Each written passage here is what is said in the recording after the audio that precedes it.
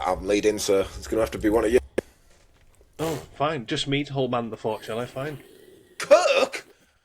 It's not Yorkshire tea. Fucking hell. Standards and slipping route. Show him, Mr. K. Show him.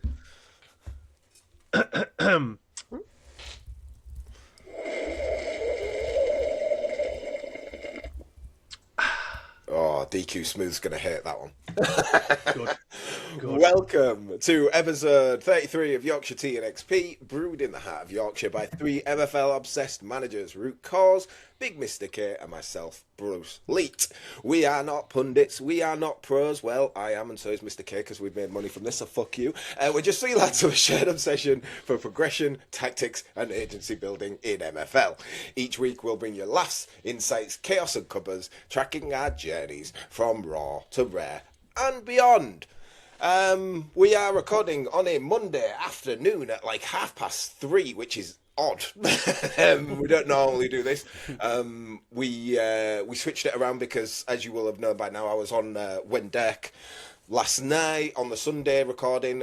You should have seen the episode by now. It's really good episode. Really enjoyed recording it, but because of that, we've moved here to Monday. And so yeah, how are you boys doing? How's your week been? How's things going? Etc. Etc. We know the drill. All good. As I was saying to you yesterday, unexpectedly had to do a kitchen tiling, which I didn't expect, for 5 and a bit hours. And for someone that doesn't do stuff like that, it was a bit of a task and unexpected as well. So that's my excuse for not doing my homework before we get to the homework sections. But, you know, I'll try and just chip in with some bullshit. You've always anyway. got an excuse for your homework, so Hey, always. Been doing it all since school, mate. Never doing my homework. I'm just claiming bullshit. I don't think you tiled the kitchen. I just think you haven't done your homework. Yeah, show us the kitchen route. Show us this freshly kitchen. tiled kitchen route. I Yeah. have actually got a photo of it. But... How about you? yeah, other than that, good. Oh, sorry. Yeah, And go. and I'm off this Friday, so I've got a long bank holiday weekend. I think we're going to head somewhere. I know you're over this way somewhere. So I am. depending Yeah, how that's that all pans out. I'll let you that's a know where. good point. Yeah, we're skipping next week's episode, aren't we? Just to let you know, Yes. because Mr. Yeah. K is going to visit family, in-laws. I Yeah, believe. got to go see the in-laws away for the week, so it just wasn't going to be viable. Wasn't going to be able to make it work. So, and I think then you were away, Bruce, and it just I'm made gonna be more up. sense that we went. Yeah, Nah. let's skip And- for this week. Yeah, and you know me, guys. I was feeling left out because you guys were away. So I took Friday off and thought, can I get away? Can I get away? So we're currently umming and ahhing about flying out somewhere on Friday morning. So. Fucking hell. Well, I don't want to be left out, you know, so that's the way it See, is. he's got all this money for holidays. He's a tight-fisted old fuck when it comes to buying mate. players. Scamming It's like, you for prices on players. I know, like- it's like, I was thinking this the other day, I'm like, you know what, when the day comes that I want to buy one of Root's players, it best be a favourable price, I'll tell you Yeah. that much. I doubt the day's ever going to come, mate, that you're going to want to buy If one. if we see a progressing player going through Root's agency, and me and you, Mate, Bruce, are there's- like, ooh, you know There's what, a yeah, beautiful I'm progressor this expecting, season. a discount. Yeah, you should. It's only fair. Mate, if I'm willing to sell him, you can have him at Mate's Race. That's fine. So yeah, that's a no then. That's a basically. no. Fair enough. That's a no. Polite no. Preface that with, if I'm willing to sell him. Yeah. FYI, fuck you, Adam. Yeah, basically. Thanks, Root. Appreciate that. But yeah, in answer to your question, mate, I'm all cushy, ticking along. I've just been doing a ridiculous, obscene amount of testing at the moment because fine margins and all that up in Diamond, certain things were working, certain things weren't, and I've just been going nuts. I think it was yesterday. Was it yesterday I was testing? I can't remember now. They're all blurring into others because in between all my studies I'm running things in the background. I think I got up to 50, 60-ish sort of friendlies run yesterday, trying Yeah. different things. Yeah. And then I've done the analysis of the Midseason Report. I'd already read through it and thought there's a few ideas in there. It's not perfect. There's a bit more to play around with, but it all kind of stacks up. Basically, with what we've seen, nothing major in there. I mean, I've got some Yeah. stuff to say on that, but that is obviously our topic of the week. This week we're going to dive into that a little bit. Obviously, Root isn't because he's not done his fucking homework, so it'll just be basically me and you, whereas some of my stuff is kind of negative. I'm not going to lie. It is a little bit negative. Really? No, shock, right? But There's yeah, going to become a time if I keep not doing my homework where you're going to question the point of me being here, isn't there? no, So I because need you to do sort that all out. the shit that we can't be asked to do in Discord. You know, like Yeah, you're the posting bitch. from- You're the bitch route. You're the little Yeah, bitch. we can. Yeah, I get it. Thanks. Your words. I know how it is, boys. I know where I stand. Don't worry. With that said, then, shall we get into our club check-in? Who wants to go first? Let us know how your teams have been doing this past week. Go on then. I'll do it. No one else is. No one's jumping in. I'll just Root jump frozen? in. Root, are you there? It looks as though he's There's frozen. the root. Yeah, he's frozen, Uh-oh. hasn't he? Ooh. Right, I'm going to carry on. Yeah, Root you go will through probably yours, man. rejoin. Yeah, you go through Let's yours. have a look. That is the wrong club. I was just having another look through for our tactics corner piece. So, not bother with them. Can't be bothered. Let's go to it's almost like a separate section. The Flint guys, anyway. Yeah. Let me know if Root reappears at any point because I might need to finagle things, and I'm also now wondering whether we need to start again. I think we'll be No all right. Discord message either, is there? No Discord message. Nah, I reckon we'll be all right. The same thing happened to me on Wendeck last night, and it seemed to go through all right. Like, Yeah, it does. It just uploads a new track. yeah. Anywho, that seemed gone. Right, excellent. White Rose Peacocks currently in bronze. This is not a bronze team. This is no way. They're currently undefeated in the league so far. We were quite fortunate, actually, when we came back that we drew 3-3 in this game because I was trying a new sort of variation of a tactic. And what I have discovered is it hates this formation. Because I've played it again with the same setup here, and it hates this formation. It gets murdered by it. So we managed to. I know the stats look favourable, but I've got a penalty in there for a start. Right. But managed to get a draw to preserve that unbeaten run in the league. We're through in the cup, which is nice to see. We won 4-0 yesterday against one of Big World's teams. So doing very nicely. We've got a plus 31 goal difference in the league. But again, I think we've looked at it before. In terms of a bronze team, it's a little bit silly. I've also, because I picked up another striker, I did a bit of business since last week, which I'll go through at some point.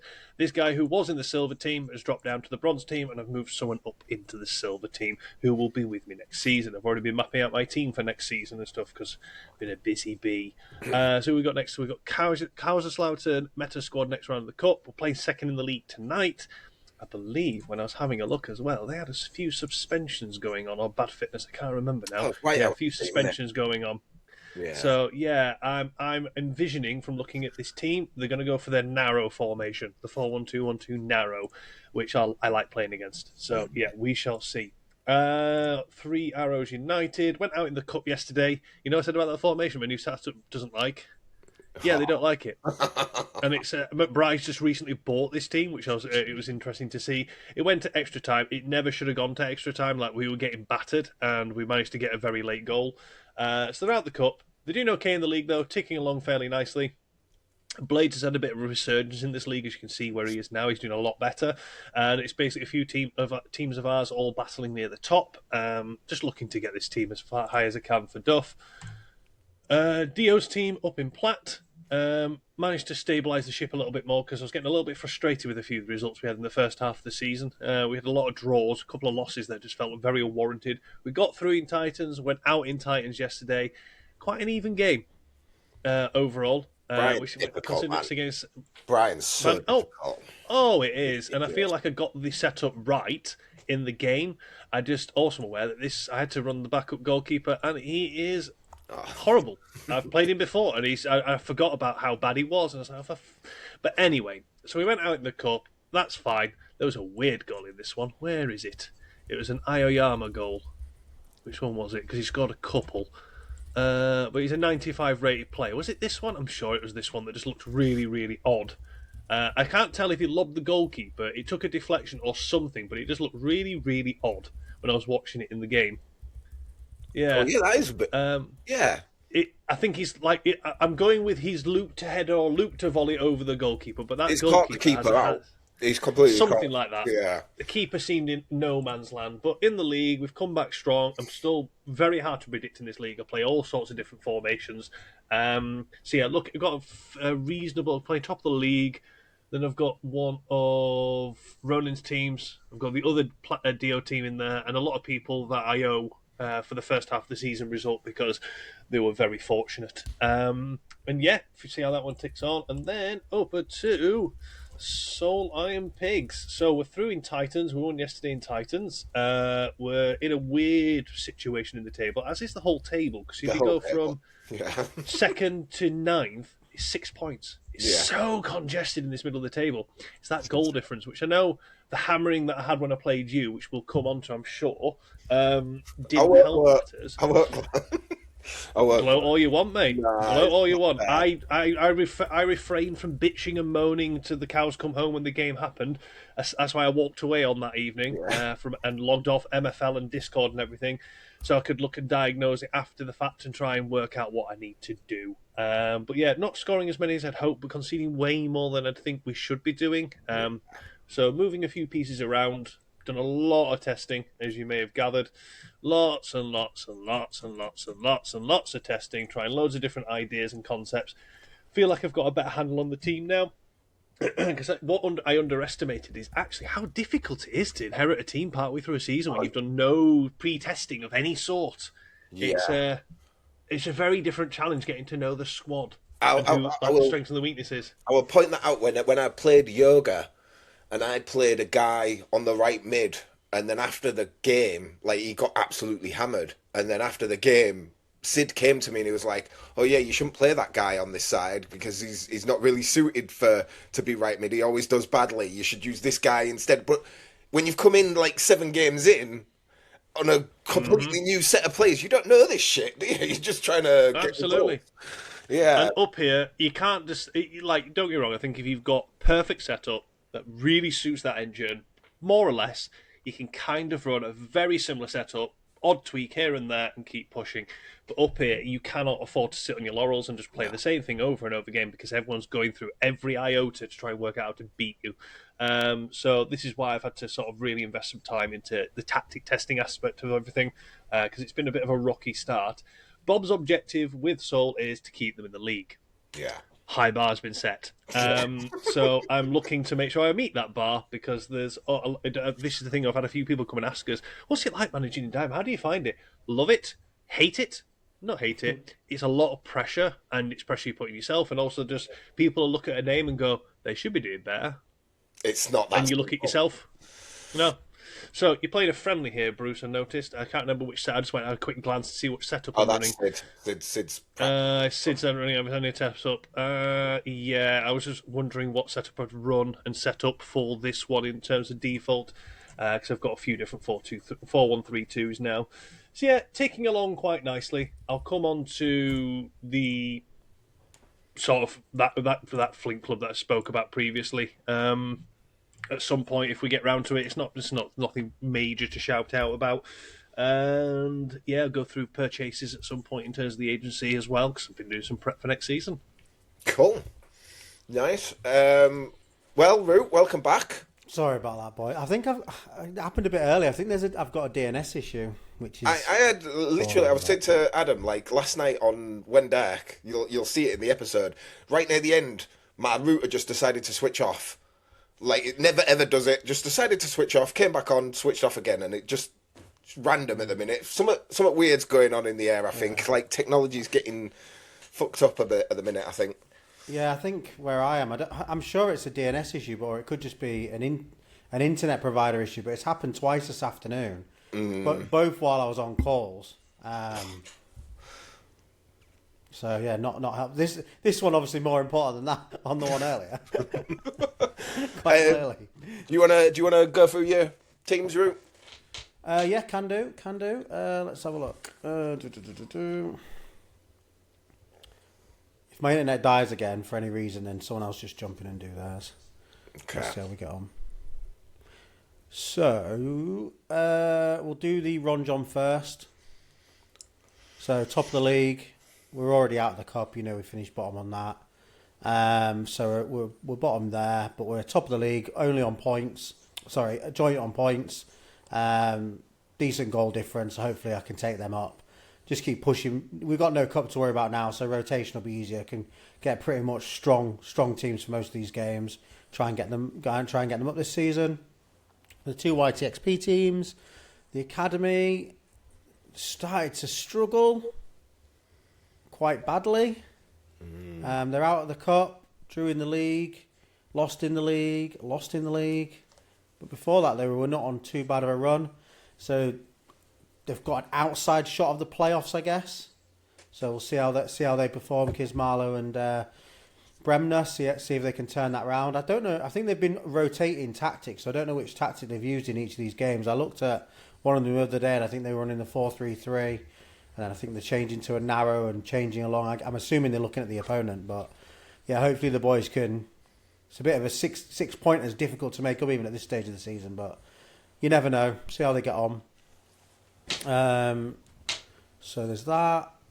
1 second. So then on the main YTXP team, these are obviously doing really well, so I'm quite happy with that. Flying along the league for the most part. Draw there. Out of the cup, so similar to what I was just saying there about the Ron John, just focus on the league now. Top of the league, 2 points clear. See if we can get them promoted. I'd be really, really happy with getting them promoted out of Stone, so that should be good if we can make that happen. Be quality with that. I brought in a striker, just this guy, just to take some pressure off with the rotation. I think the guy one of these guys are retiring, which is this guy, and he keeps losing his energy quite quickly. And then I think it's one of these strikers. Is it that one? This guy, even though he's like 74 physical, I don't know why, but he's dropping his energy a lot quicker than I'd expect a 74 physical to. So I've literally just brought in an extra striker just in case I need to use him, really. And he played one game and got a 9.1, so I was quite happy with that. But he's not going to start unless I need him to start. He's literally just there as a filler. I just chucked him in myself. Picked him up from Mr. K. So then my teams, I think, like we talked about before, I think some of the ones in Flint have got a chance of going up, Spark going down and Ice going up and down, so it's a bit all over the place. But for the main teams, Rum Lads are sitting in third, so playoffs is our only hope now by the looks of it. Still in the cup, gone through in the cup there second, and then had a nice 5-0 win in the first round. So we're doing all right in the cup. I think all but one of my teams got through in the cup to the knockouts, and then I think 7 got through last night. So I'm quite happy with that. Bulls are fighting relegation. That's going to be tough, really tough. If they go down to down to Spark, I think it's the Ravens that are the ones pushing the playoffs. But again, there's a really bad chance because of that power creep in Ice that I end up with having to sell a couple of Spark teams to buy a couple of Ice teams because, yeah, they're just not that great down there. Alpine are the same, relegation. We knew at the beginning of the season they're all predicted at the bottom, but they're not what I would class crap Ice teams at the time. But obviously the power creep now, these are like high-end Spark teams, not even Ice teams, so it is what it is. You need to sort that discipline out there, Root. Fucking hell. Mate, this is the first season I've played more aggressive on the team. Literally, it's like killing me. I'm getting red cards all the blinking time. I think I've got loads on like yellows as well. He's on 4 out of 5. 4 out of 5. So yeah, I don't know about this more aggressive on the team working out for me very well, but Dockside Tigers, we were top for a little bit. Kind of had a draw here that we could have done without, a draw here that we could have done without, and a loss here. So we've tailed off a little bit. 3 points ahead of the guy behind us into the playoffs. Still in the cup. Nice win on Pens last night. So I'll keep pushing, but if I can get playoffs, I'll be happy. I think we were predicted just outside the playoffs, so we'll see where we land. Obviously, again, thanks to people that, like Mr. K and whoever that lent me some teams, Solid Lard and stuff like that, so let me give some players in there, so that was quite helpful, so that's good. And then I think that is me on my clubs. We're going to do player progression later, I'm assuming. Yeah. Perfect. So that was a whistle stop because obviously I live and work in the same area, and now we're having issues at work. Okay. Let's get one of my techs onto it. Okay, I will go on to mine. Before I go into my clubs, I will just double check the Ron John. As we can see, Mr. K's team ran by Andrew Q. is currently sitting in third, 4 points behind second and 3 points ahead of fourth. They seem to be doing all right there. And then for my team, which is currently being looked after by Sid, they are not doing very well. Fucking hell. But it's to be expected. We've basically got a Flint team in Spark, so yeah, it's just trying to survive as best that it can at this minute. And then obviously next season we're going to change it up and do something that'll bring the whole community, get the whole community involved with it. As for my teams, we'll start with Zaragoza Crown. Zaragoza Crown went out in the cup. We had a really slow start to the season with this team, and we sort of picked it up. And as you can see, the last 2 games in the cup we won, but it was this game against Ramble MFC which just seemed to flip. It's the only loss we had for quite a while, and it was just a 5-4 out of nowhere, just completely ripped us apart, and we couldn't recover from there. But in the league, as you can see, we are killing it. We're just 2 points away from first. We've really fixed this team, scoring tons of goals. We're not conceding a lot either. So this looks to be fighting for the title and at the very minimum playoffs. We'll go to trust the process. Philly B, and I'm salty about this one. We are through in the cup. We're through to the quarterfinals in the cup. Absolutely smashed MFC Barca.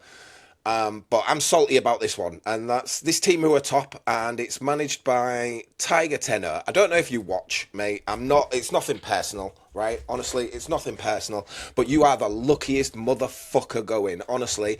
Really, because this is the second time where I have absolutely battered you, and somehow I've not won the game. We're going to talk about it later in the Midseason Report, where they say, if you've got 2xg more than your opponent, there's like a 97% chance that you won't lose the game. Well, cool, I got that 3%, so I'm allowed to be salty as fuck about this game, because we needed to get a result to close the gap on them. They've got a pretty big gap on us, and I thought we played better. I thought we were the better team, and that loss has just, it's put us behind, because now we're 4 points behind second as well. We're dragged here with 4th and 5th. They've come close. So I felt really, really hard done by this team, by this game. Our next run of games should be fairly easy. And yes, I do include Jimbo there in the cup. Hope he doesn't beat me now. He's going to clip this if he does. But yeah, we've got a couple of decent games in the league to get that up. And I'm just hoping that, variance plays in the factor to him, so he ends up actually losing some points, because I am so mad about this. The last time we played, we should have won this game as well, and so I'm pretty mad about this. I am going to move on because, like I said, I'm very, very salty about it. We'll go to Clairvaux Castle, who first ever team. Not bothered. I'm just playing, and looks like we're going to have a silver team next season. It's absolutely mad. Just want to point out this result here. Shouldn't have poked the bear, Dane. We really shouldn't. But yeah, currently top. Doing really well. And yeah, this team just keeps climbing the leagues. I would have never imagined this happening with this team at all. It's just everything seems to work for that team. We'll go for Black Mamba MFC. We are top 6 points clear. And I think, I mean, we'll talk about it. There's a big difference when you go into Diamond for the first time and you see that, and I said this on One Deck last night, it's a completely different game at Diamond. It's a completely different game. And when I come to manage this team, it's like, this is easy. Like, it's not really, no stress. Like, it's just chill. And, I don't want to sound cocky or arrogant about it, but it is. In comparison to Diamond, this is nothing. So yeah, we're pretty much cruising, and I expect that to continue through in the cups to the quarterfinals. We'll take on Doge Sports Japan. That's always a bonus to get through in the cup. Ton of MFL on the line for Elite's Cup, so hopefully we can get through as far as possible and get this as to a gold team next season. Then we go to Los Galacticos, and yeah, exactly like Adam said, this is just a nuts league because of how close it is. I've got 18 points, and the next 2 games I could end up either 10th or 2nd. It's absolutely nuts. how close it is, how tight it is. We play Yoga Benito tonight, and I owe them for the 3-1 loss we had last time. I'm very happy with how we play in this because we're scoring goals. We're scoring lots and lots of goals. My problem is just defence, making mistakes. We had a loss against Brian here. He set up brilliantly tactically. He put a left back and a right mid, a left back and a right back who had left mid and right mid secondaries as his right and left mid, and it shut down my wide attack, which was very, very fucking smart of him, and fair play to him. But I'm hoping to get it turned around because it's just I need to get some momentum, and I think you'll be the same, Adam. Like, you need to get a bit of momentum because when it's like stop start, and you're like, oh, I've claimed it, I've got it, and then a result like this happens, and you're like, fuck, now I need to start again. So it's frustrating. Obviously the aim is to stay up, and with this team, if I don't stay up, that is a monumental failure. Like, as difficult as Diamond is, I should be able to stay up. I believe in my own abilities to get us as high as possible. So yeah, we should do. It's just, like I said, very different game up in Diamond. Completely different game. It's not the same thing. And tiny little things you notice more in Diamond that I've been paying attention to more because it's Diamond. So is that because the players are better, so they play at a better level against each other, so you notice more that way because they're more competent, or what do you mean? I think one, it's every manager in there is good. There's no bad managers there, even though the managers at bottom, they're still really good managers. Like Duff there at Leon, he's still a really fucking good manager, but he's in the relegation. Everybody's a really good manager, and everybody's looking for that, not even 1%, everybody's looking for that 0.5%. And then, when you've got a defender who's got 99 pace and 99 defending and, 95 passing, and he makes a fucking hospital pass across the pitch, you notice that shit a lot more because you're like, you shouldn't be doing that. Like, you're too good to be doing that this often. Like, so you just notice it way more. Yeah. I wonder what... Extremely fine margins. Oh, totally. Extremely fine. I mean, it's difficult, isn't it, when you're working with numbers? So you've got someone that's a 99 shooting. Does that mean you expect him to hit the target 99% of the time? It is. I know that's difficult, but I'm just being a bit devil's advocate. It's no, real tricky, it depends on the makeup of the player. Like, for example, physical rating. Like, the individual stats on players are hyper-evaluated in Diamond. If you've got wide mids, as Bruce was saying, in a setup where you're being more attacking, but your opposition are probably going to attack you wide. If you're playing a bit of a game of, do I play the more attacking player out wide for myself, knowing he's crap defensively comparative to other teams and stuff, and you can get exploited in that way. Yeah. If it's a striker with 99 shooting, what's their physical rating? Because the defenders they're coming up against are monsters. Because the physical impact on a player can put them off from the shooting and stuff. Yeah. And then on top of that, layer in the quality of a goalkeeper and the tactical setup they'll put together. Creating good chances does not necessarily mean that you win a game anyway at any point, but it's even more so the case in Diamond. And you can get these extreme outliers. All it takes is a defender or a couple or a goalkeeper not to not have a good game.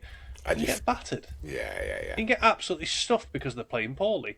And it's really it's so hyper-focused on those sort of things, and it really raises the bar in terms of how well you need to tactically set up. You can't necessarily have, here's my 4-4-2, and I'm just going to run my 4-4-2. That doesn't work. Yeah. Because people will spend time studying it and working out, okay, how to get past individual players and your setup to give them the best chance. Because the stakes are so high. Yeah. So, and one of those. Going what you were saying on the numbers as well, like, this is one big thing I've noticed.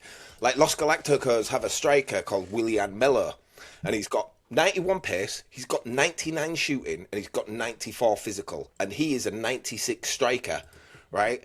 I've also got a guy here called Efren Barajas, and he is got 95 pace, he's also got 99 shooting, but he's got 87 physical.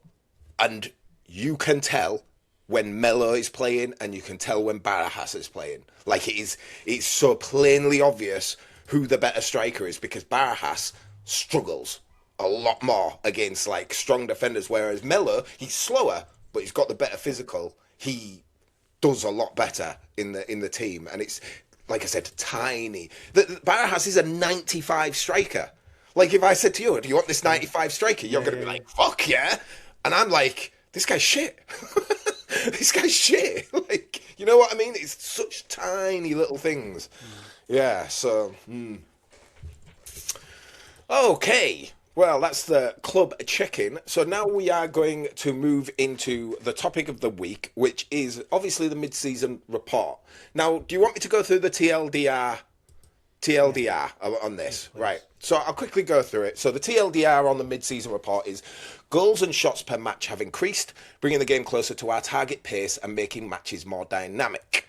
The XG model remains highly consistent and continues to be a strong predictor of match outcomes. I point you down to my Philly B versus Manchester United game. Go fuck yourself.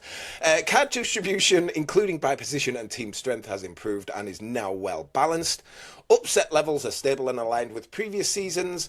The goals/XG ratio has slightly increased and will be monitored. Fouls are up compared to season 12, likely driven by more aggressive tactical setups. And red cards remain slightly below real-life benchmarks. As always, we'll continue reviewing the simulation and the feedback shared through the feedback centre. We have also had some dev notes on the Season 14 engine. What they've been reviewing in the feedback centre and what they're going to be working on for next season engine. And so some of the stuff they're saying are improved marking and pressing logic with better target switching and more consistent defensive decisions. Improved goalkeeper behaviour to avoid unnecessary rushing. Improved ball recovery situations so defenders can better contest possession changes. Fix several issues related to set pieces, including incorrect centre-back positioning on corners and players moving to the wrong areas of the pitch. They've fixed issues where players could keep outdated marking after possession changes. Increased free kick goal conversion, thank God, because it was too low this season. Reduced additional time, especially in the first half, following a bug fix. Now, Root, we know you've not done your homework, so you're as useful as a chocolate fire guard here. I've got a question though. What the outdated marking? What does that mean? So what they were meant to mark one player, now they don't need to mark them all? I think it's sometimes, because this is something I've noticed, they're marking one guy and then the ball changes possession and they move away or they stay with him when they really shouldn't. There's another threat, but they've stayed with this guy when they really should have changed to the other guy, you know? So I think that's what they mean. Yeah, my interpretation of that was, I don't know, a left back marking a winger. Yeah. And for some reason, the ball starts moving around in an attacking transition. He keeps marking him, right, even though that guy's no longer influencing the game. He's not involved in the attack per se, or he's dropped yards beyond the defensive line. And then it causes a defensive structural issue because there's no way to tell a player to mark a player. Or like I've shown early in the season where I was watching a goal live and I went, look, watch their centre-back. He's marking my winger over here. And I was playing all these passes, and it ended up with a guy just free in the middle of the box, the cam, on the penalty spot. Yeah. And it was like, well, that centre-back, why is he over there, outside the box, marking the wide man, when this guy's got no one marking him? There's a lot of that. It's defensive AI is questionable. Questionable, I'd say it's bad. Like, just I wouldn't say questionable. I won't be political about it. Defensive AI is bad. Okay. Very questionable. So, I mean, I think you've read through it. I just want to... there's a couple of things I want to talk about, which I'll just go through quickly first, because I don't want to spend too long on it, because, like I said, I feel I'm going to be a bit negative about it. One thing I did see is they were saying about more people... The cards are up because more people are playing an aggressive play style. And I know what your stats are saying, what the MFL stats are saying, but there's a reason people are playing more aggressive. One, I mean, obviously it makes your team play better. It just does. We've tested it loads, and we've all come to the same conclusion, like in our little testing group. Aggressive just makes them play better. It just does. But in terms of the cards, the way it feels when we're playing, when we're testing, there doesn't seem to be more cards when you're playing aggressive as to balance. Like, I've had guys I set some of my guys to balanced aggression and have my team on all aggressive, and the guys getting sent off are the ones on balanced. So it's like there's a reason people are playing more aggressive, because it just doesn't seem. I know what your stats are saying. I know what they're saying, but I'm always going to believe what I see with my own eyes more. And yeah, there's a reason people play more aggressive. And then the other thing I wanted to come on was the preseason adjustment to improve defensive behaviour for high-level players, and then I just stopped reading there. So yeah, I just stopped reading the entire thing as soon as I read that line. So and I'm not sure what change they made to improve high-level players' defensive AI, because I'm not seeing it. Honestly, I'm not seeing it. Do they mean that? Did they change that during the season though? No, I think it was pre-season. I think it was before the season. Yeah. I mean, everything seems to be in line. Like, there's nothing that's like I said. My other than the red cards, the amount of cards that are given out, there really doesn't seem to be a difference on balanced and aggressive. It seems totally fucking random. It really does. And I know their stats are going to say otherwise, and I'm just one person, and there's thousands of other people playing, and all they might not be saying the same thing.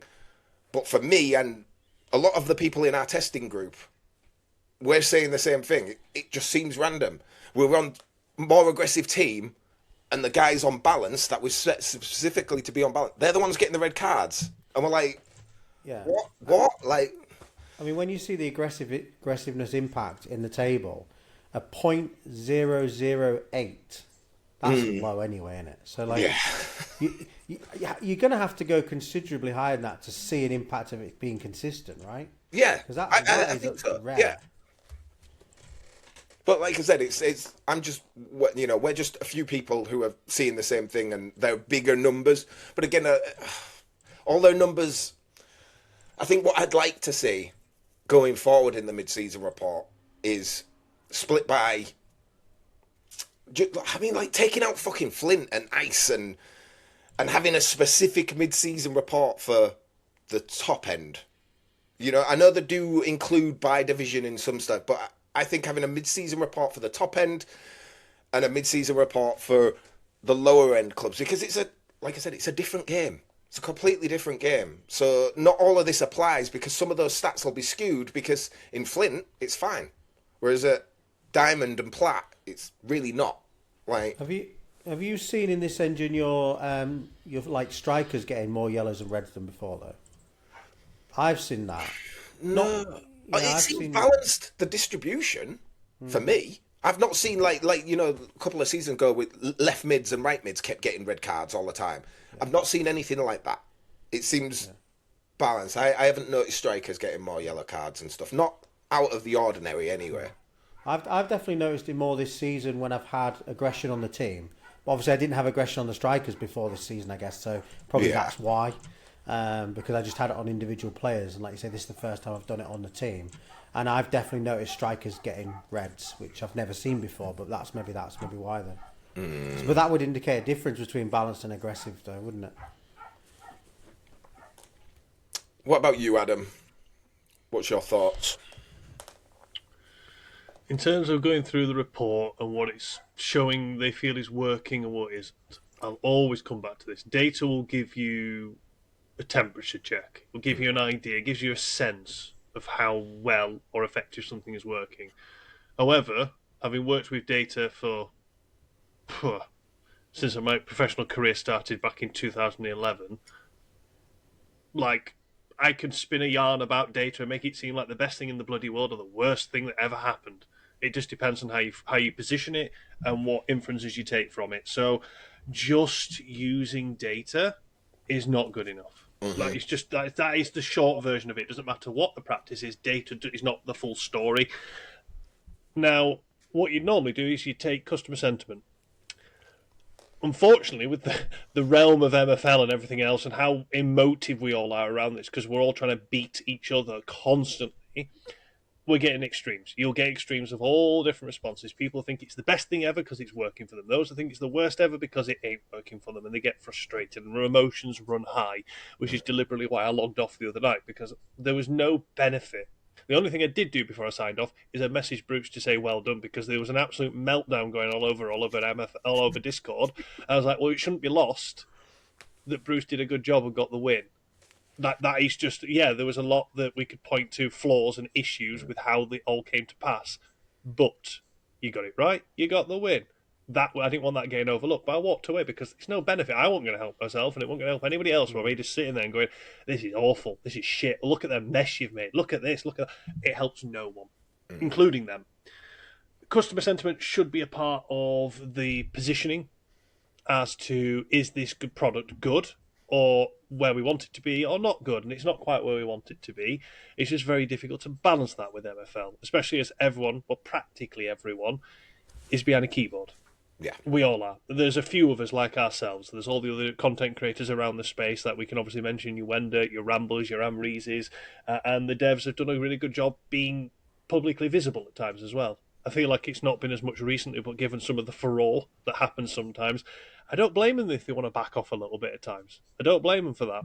But coming back to the data sort of side of things, the data around XG and goals and where it sits and everything else, great. They're happy with it. We're not getting extremes of everything. AI logic is bad. Mm-hmm. It is. I've spent more time in this engine not trying to work out how to score. I think I said this last week. I'm not trying to work out how to score anymore as much. I'm working out how to stop the errors or the opportunity for these errors in what I believe is bad AI for the defence being an issue in a game. I'm trying to manage that more than I'm trying to manage attacks. I'm kind of coming to a similar conclusion that I did last season with the whole crossing thing. It's like I can't stop the cross, but I can deal with the after effect. There's not really a lot you can do with defensive error. I've tried every variation I can bloody think of.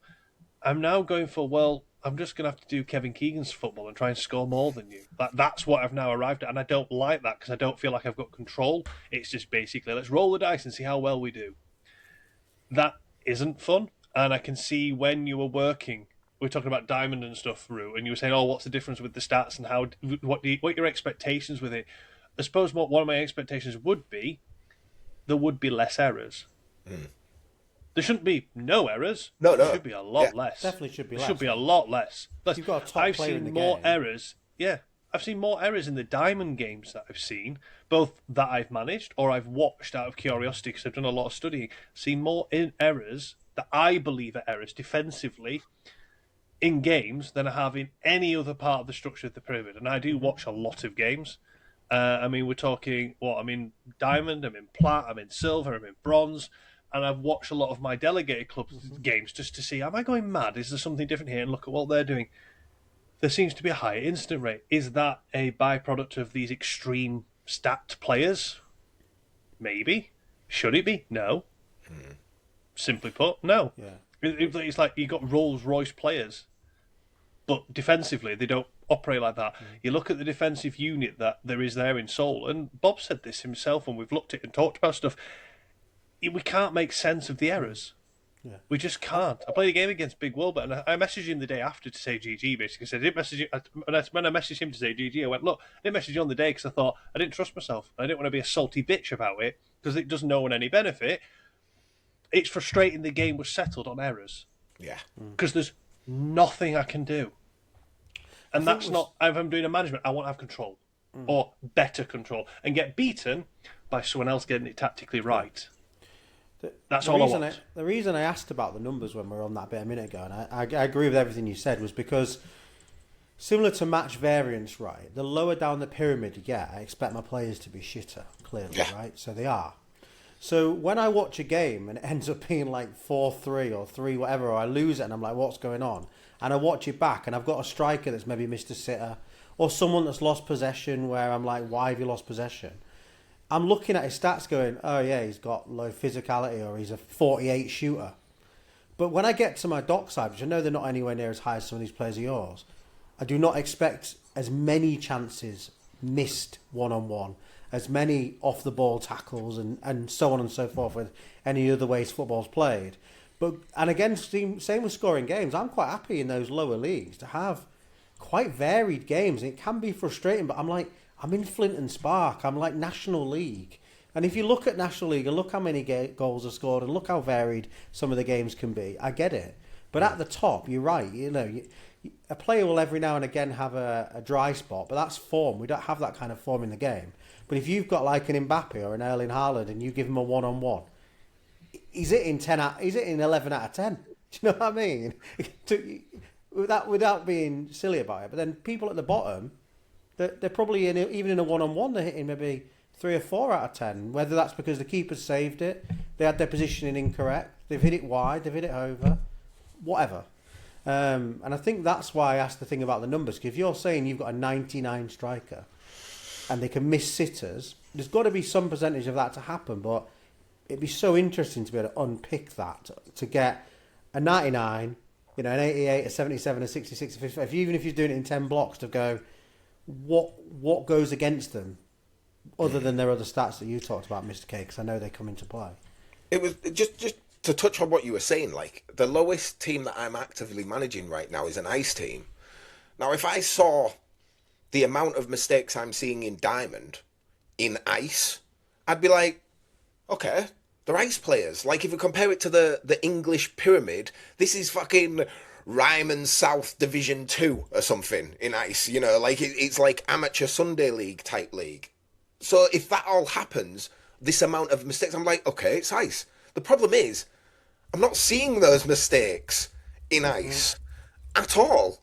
So I'm like, how is these ice players? Yes, their opponents are worse or whatever, but I'm not seeing these same defensive errors in ice, and then I'm seeing them all the time. Games are decided far too frequently on defensive errors. Like, it's hard for me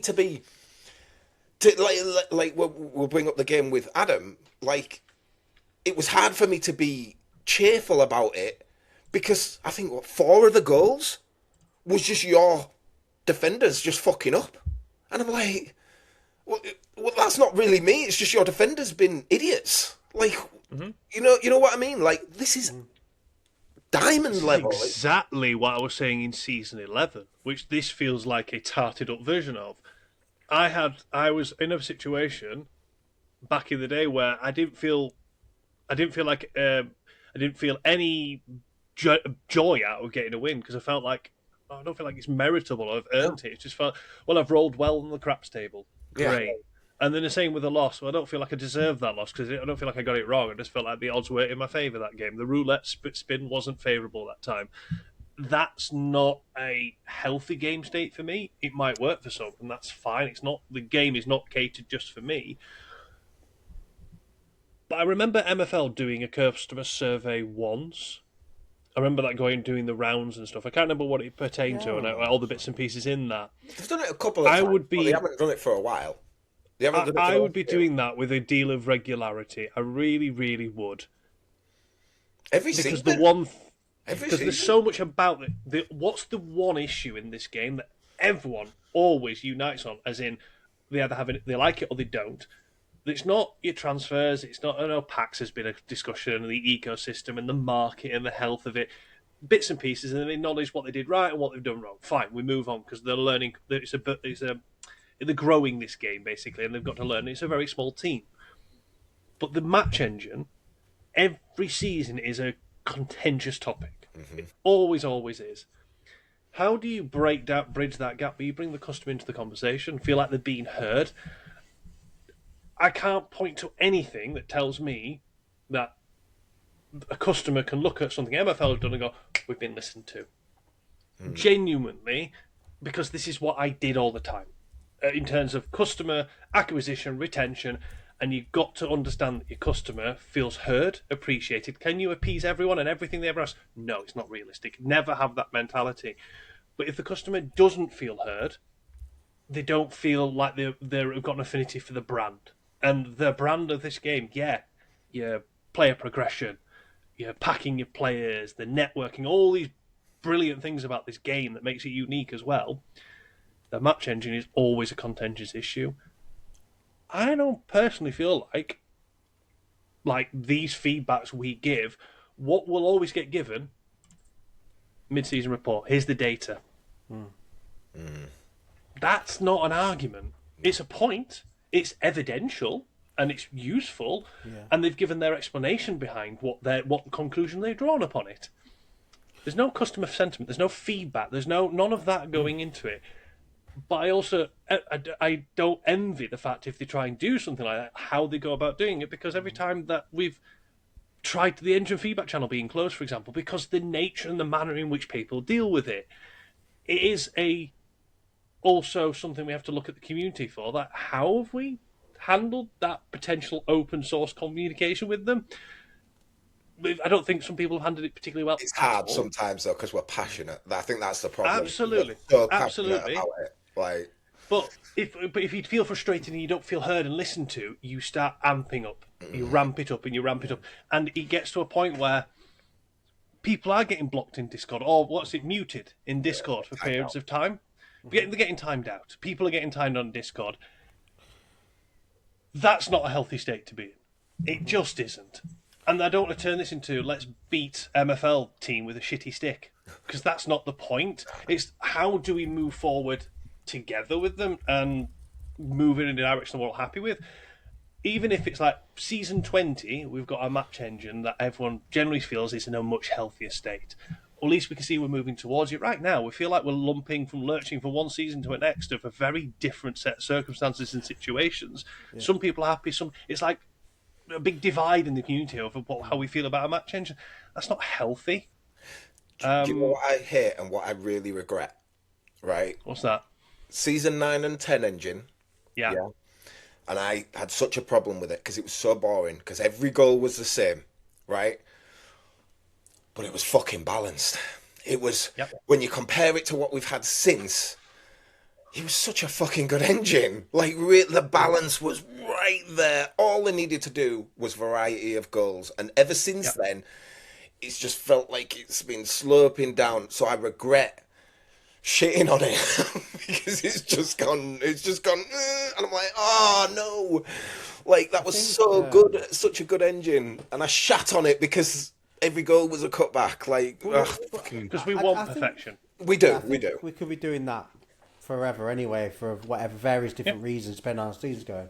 But I think one of the things you just said there, Mr. Ken, I think we have touched on it before in other episodes. And I know they've got the feedback centre, but we've said that they're evolving the engine, let's just say, almost daily. And there will be days when they're not, when they're focusing a minute on UI and stuff like that. But we've said about having a place where we can always play the experimental engine, right? Because as soon as it gets locked in for the season, that's it. We don't have access to an experimental engine anymore. But they're working on it. And then we get access to that experimental engine between the seasons for X number of days. What we should people are concentrating on the season, so they can't use it properly. Yeah. But if we had that almost a bit like the training matches, if I could go in training and I could run experimental whenever I wanted at any given time, and then you could either have your MFL just continuously open, where if you report a bug, you get it on there, and they can do more frequent winners. I don't know. I'm not saying everyone would do it, but lots of people will still do that, because when the season starts, some people play friendlies still, but lots of people just don't play anymore at all because they're like, I'm focused on the season now. But if they knew they could still feed into the match engine, get an early sight of that next engine, just a good, bad, and indifferent from it, even just from like forever, each and every day, people would probably do that still. Mm-hmm. And to Mr. K's point, if you've got people, or you could even do it more closed. So like, like with the UI thing, I've kind of like gone out to them. I'm happy to sit on the pod and gone, you've got people, that'll test the UI for you before you launch it. Like, give it to us. And I'm not saying they're going to, by the way, but I've had some comms to say, give us the UI first. We'll break it. We're using it for fucking hours a day. So give it to us. Don't launch it. Almost the same with the engine. Don't give it to me. I'm just gonna be happy if I win, and if I lose, I'm gonna be like, whatever. But like you guys that analyze the engine, give you it before. I know we've said before about unfair advantage. So if you don't want to do a closed group, give it to everybody. But just listen to the feedback that you care about. Maybe I don't know how to do it. Well, I think people look at it as like, if we got it early, then it gives us an unfair advantage. I think the way we look at it, and I think Adam will agree, and the other people in our testing group that we have, we don't want it early to give us an unfair advantage per se. We want it early so we can break it so that the engine's good when it's released. Like, that's how we're looking at it. It's not to get an advantage. We want the best for the game. We want the best possible engine, and we don't want, oh, give us an advantage, give us an early advantage. It's like, no, give us it so we can break it, so we can let you know what needs fixing. Like, yeah. And to be fair, on all the formations that we all run, even you guys that have got your testing group or whatever, you probably share most of the things about each of those tactics and each of the things that work throughout our Discords anyway. So, yeah, that's not the global MFL, but in the Discords, if someone says to you, X is not working in this formation, you're always up front to go, yeah, because that doesn't work. Change this, change that. That's where Tactics Corners all comes from as well, right? We don't go into Tactics Corner if someone says, give me the 4-4-3-3-D. You don't go, fuck, I'll give him one that's not bad, but not brilliant. I know you don't give him your exact one, but you know what works and doesn't, and they work for your particular players. So what you probably go into that to go, how do I get one that works for his players or for more balanced, different types of players? And that's probably how we all do it. Yeah. You know, so there are ways. We're all about sharing, aren't we? That's the point. But yeah, I think we just want the best game. All the time. We want the best game possible. Have MFL got a community manager? I think that's Lucas, isn't it? I don't know. I don't know job titles. I don't know job titles in those sorts of things, in terms of community manager sort of based stuff. I think Lucas is head of ops, I think. Is he? Right.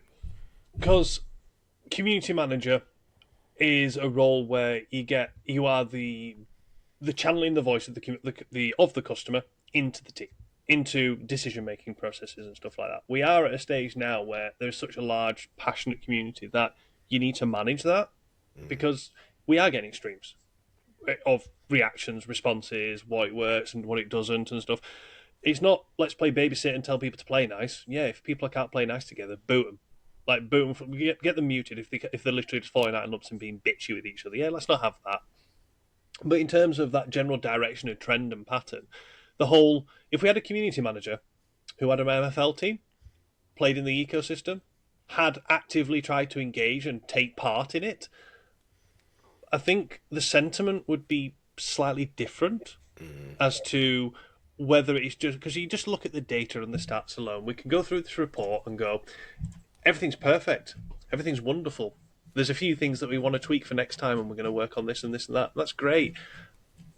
There's more to it than that. It's like, how does the customer feel about the product, and how does it feel like it is performing and doing? Because ultimately we are trying to constantly beat each other in games and best one another and stuff. And when we've had engines like the Season 9 and 10 engine, you didn't like the goals, Bruce. You didn't like the variety in goals. What I don't recall in Season 9 and 10, however, people sitting there and going, this seems broken. No, it wasn't. This doesn't work. It was this just doesn't the seem variety. fair. Yeah, that's all it was. I don't recall that. No, there was none of it. It was boring because it was, every goal was the same. And that was it. That was the only problem. Oh my God. Like, looking back on it now, it's like, fuck. Yeah. And going to what you were saying, Root, about the whole testing thing, I feel like, I don't know if they'll ever be able to get to a cycle. The only way to get to a cycle of what I'd propose they do is they'd have to stick with an engine for, again, 2 seasons. And then if they're going to be working on, I don't know, the next version of that particular engine, that in some capacity it is released, like, you know, like your staff leagues and stuff that they allow people to jump in. Run the staff league again with all, because the volume of games that were there, with everyone who was entering into that being aware this is being run on the experimental engine and will be prone to changes throughout the season as they work and develop on it. Because they'll get match data, but they can get feedback. Yeah. And it's not with the best players in the ecosystem. Fine. People loved the staff league in terms of what it provided for them. I think they'd happily see it back. Run a developmental engine in there that can be worked on. Practicalities might be difficult because of the amount of games, and if they have to chop and change it all the time, and this and that. But why can't we just have does the customer feel heard again? Why can't we just have it all the time? Why can't we just have a toggle all the time? Yeah, just to toggle it on all the time. What if they don't I don't care if, like, when the season starts, if the experimental engine is the same as the normal engine, right? Like, when they do the lock-in for the thing. But when I go to friendlies, why just... Whenever they decide to make that, let's just pick version 1 and version 1.1, or I don't know what it is at the minute, why can't that just still be there? And as soon as I toggle experimental engine, I'll know if it's different to the standard engine. Why can't we just be doing that more continuously? That's the bit I mean. I just don't see why we can't. If I'm going to a friendly, because I don't run any friendlies, right? But if you said to me, if you run a friendly, there's always going to be a toggle, and you can always be on the experimental engine. I guarantee I'm probably going to run friendlies almost every day because I want to see something different to what I'm seeing in my games. I'd also probably run a friendly against somebody that's not in a direct competition league just to see if they're a similar stack to another team in my league, how it compares on the engine. But you can give that to everybody. That's not unfair advantage if you're making it public. Just have it there all the time. I do see what you mean, and based on what they said in the dev updates with, this is what we're working on, they've clearly got another version of the engine that we can't see right now. Yeah. They've clearly got, because they've said what they've fixed, but we can't see that right now. You know what I mean? No. So I get what you mean. Yeah, so have that available, and if somebody puts something in that they've already been upfront about that's broken, ignore it. But if you fed back in and went, this is also broken, they went, shit, we haven't seen that. Thanks for telling us that on the third day of season 13. We've got 5 weeks to fix it. Or whatever weeks it is, I don't know between. You know what I mean, though? Whereas at the minute, when we feed back in that gap between seasons, you've got to play, feed back, and hope it's fixed before that season. Small window. Yeah, it's a small window. I'm just trying to help them as well, like we all are, I guess. But, you know, there's no unfair advantage if that's open to everyone. People don't want to do it, don't do it. This is with you saying the experimental being open. I mean, having it run when I'm running tests, am I bothered ultimately if I get a winner or not? Lost? No, I'll probably just go run another one, run a few sims, and go, okay, how am I getting on? But you want to be running it in an environment where it is being tested. Of I want to win this game. That is my objective. My objective is to win this game. That's the sort of realm it should be deployed in, so that when people are engaging with it, they're trying to get a win. They're trying to break it. They're trying to optimize it. They're trying to work out what works, what doesn't, and how they can exploit certain mechanisms or visual mechanics and stuff. That's what we're looking for. So I really do think there's a lot of meritability in having I don't know, God forbid they keep this engine for next season, but let's say they do. But say they do. And whatever they're working on now is released next season as a staff-only league.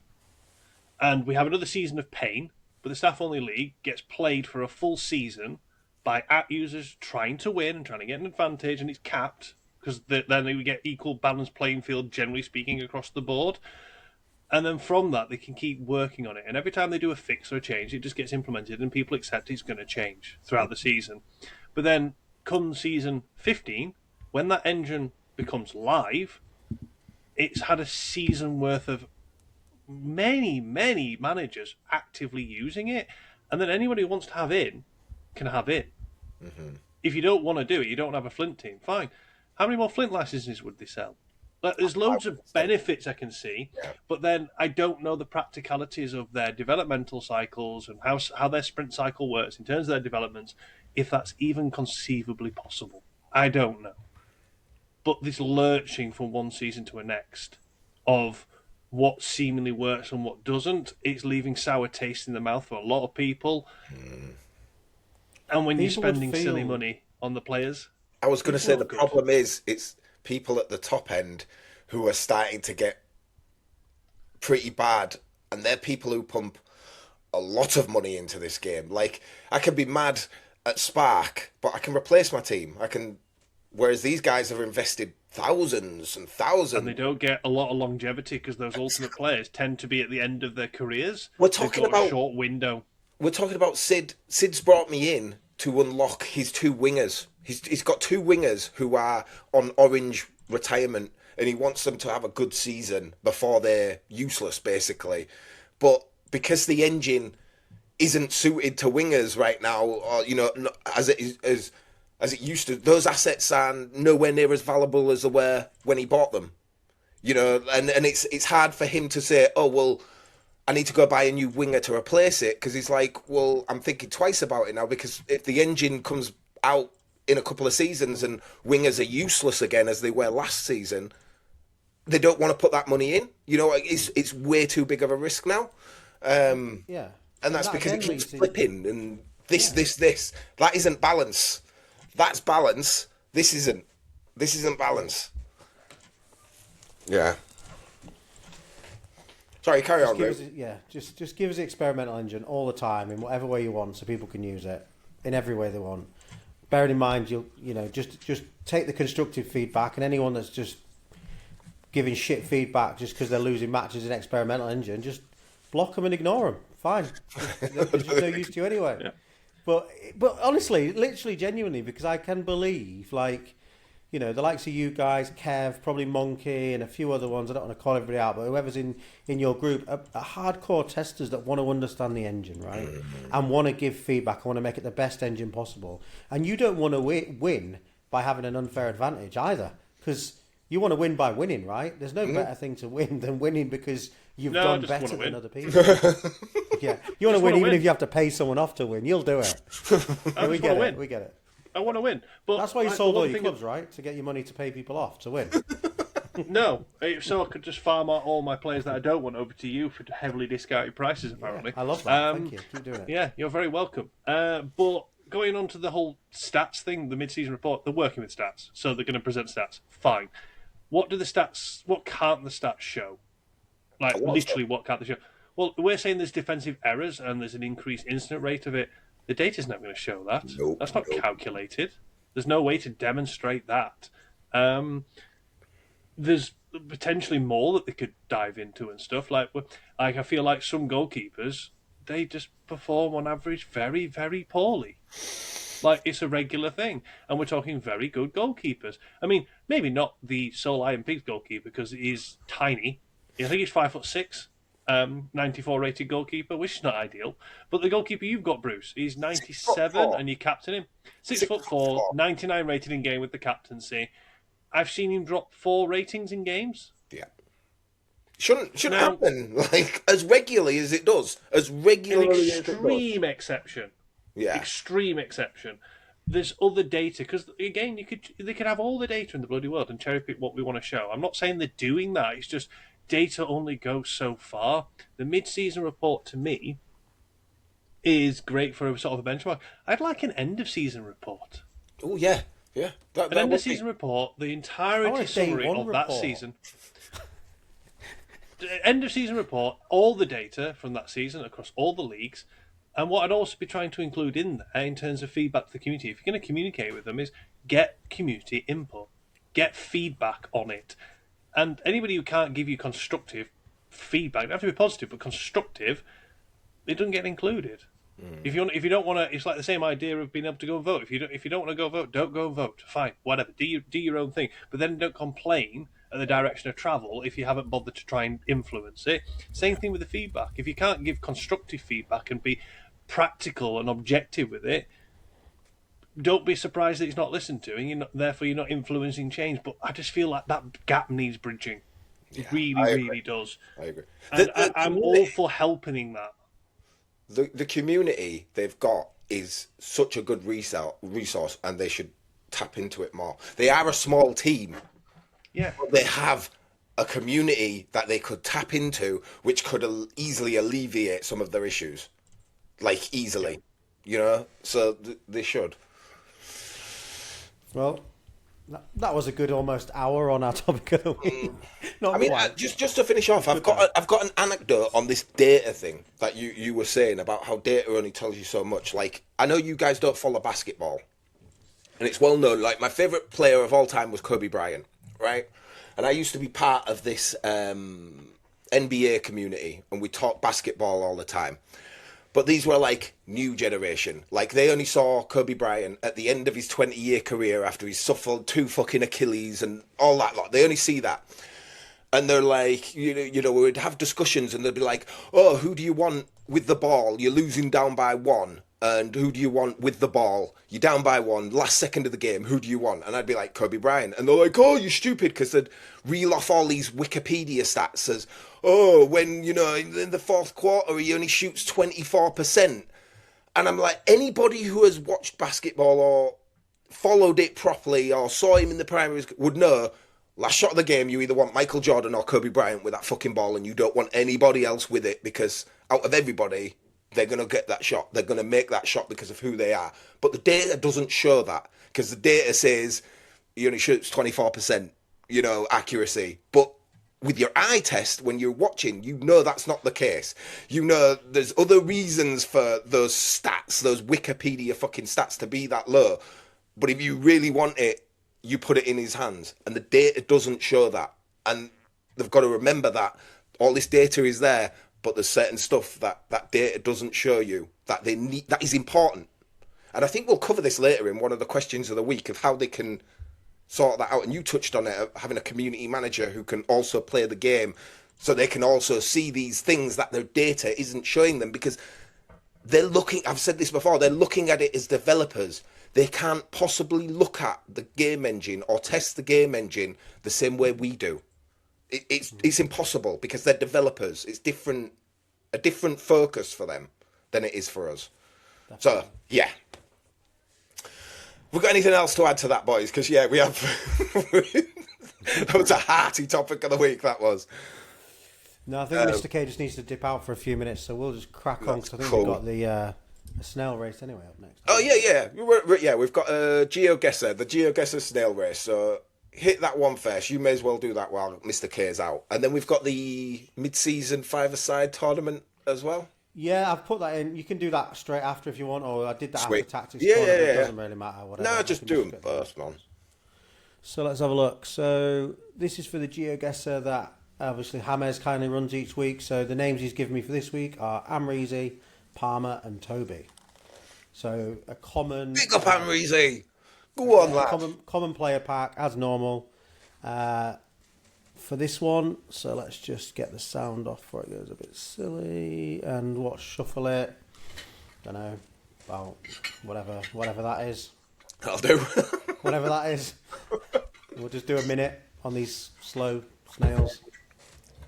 I don't get why you don't like this. They're snails. They're supposed to be slow, man. I don't get why you don't like it. I think this. I also don't like the fact there's not a finish line. I get what you're saying about that. It just ends when the time ends. There needs to be a finish line, doesn't there?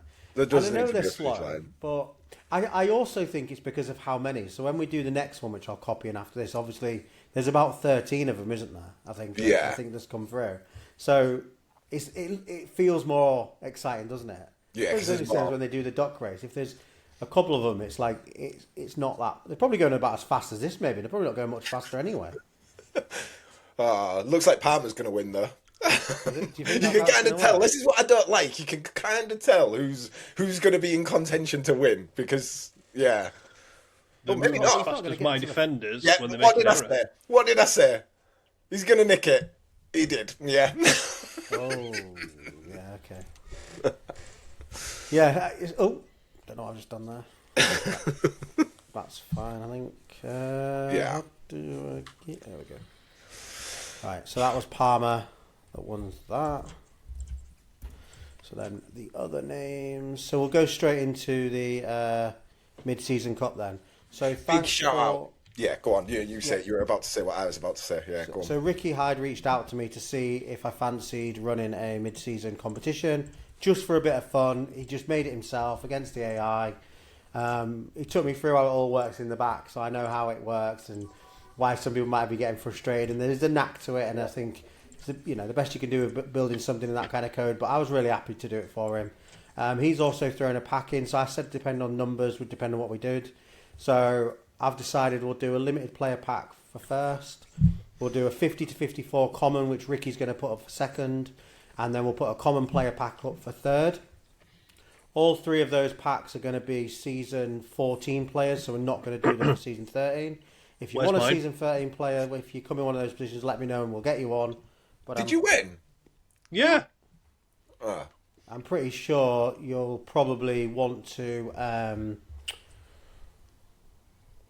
He did. Your name's not on the list, mate. No. I'm pointing out there's an issue. That's the issue. Well, yeah. Well, you didn't win. You can't have won. But I did. Did you actually win? I'll add you on. If you yeah, actually won it more than once. It was just bonkers how it kept happening. Yeah, I just loved that first final I played when I was 3-1 up and ended up losing 5-2. I thought that was hilarious. Watching the game going, man, it's all right. Game's almost finished, all conceded. How's it? Hang on a minute. It says 5-2. What? I've lost 5-2. Okay, I've lost 5-2 in the first time. And it was like, blame the match engine. Ricky. I loved Ricky. some of the little. We've talked about it in the Discord, but I love some of the little the commentaries. Like, Yeah. Roots. Oh, it was a solid effort. What he put together. It was It was really great. And Yeah, like can I you say, believe if it? anybody Roots wants told to his be team to play wide. Like, it's like It was also. good, wasn't it? He wrote some good stuff on it. Streaker on the He pitch did. as well was a good one. Yeah.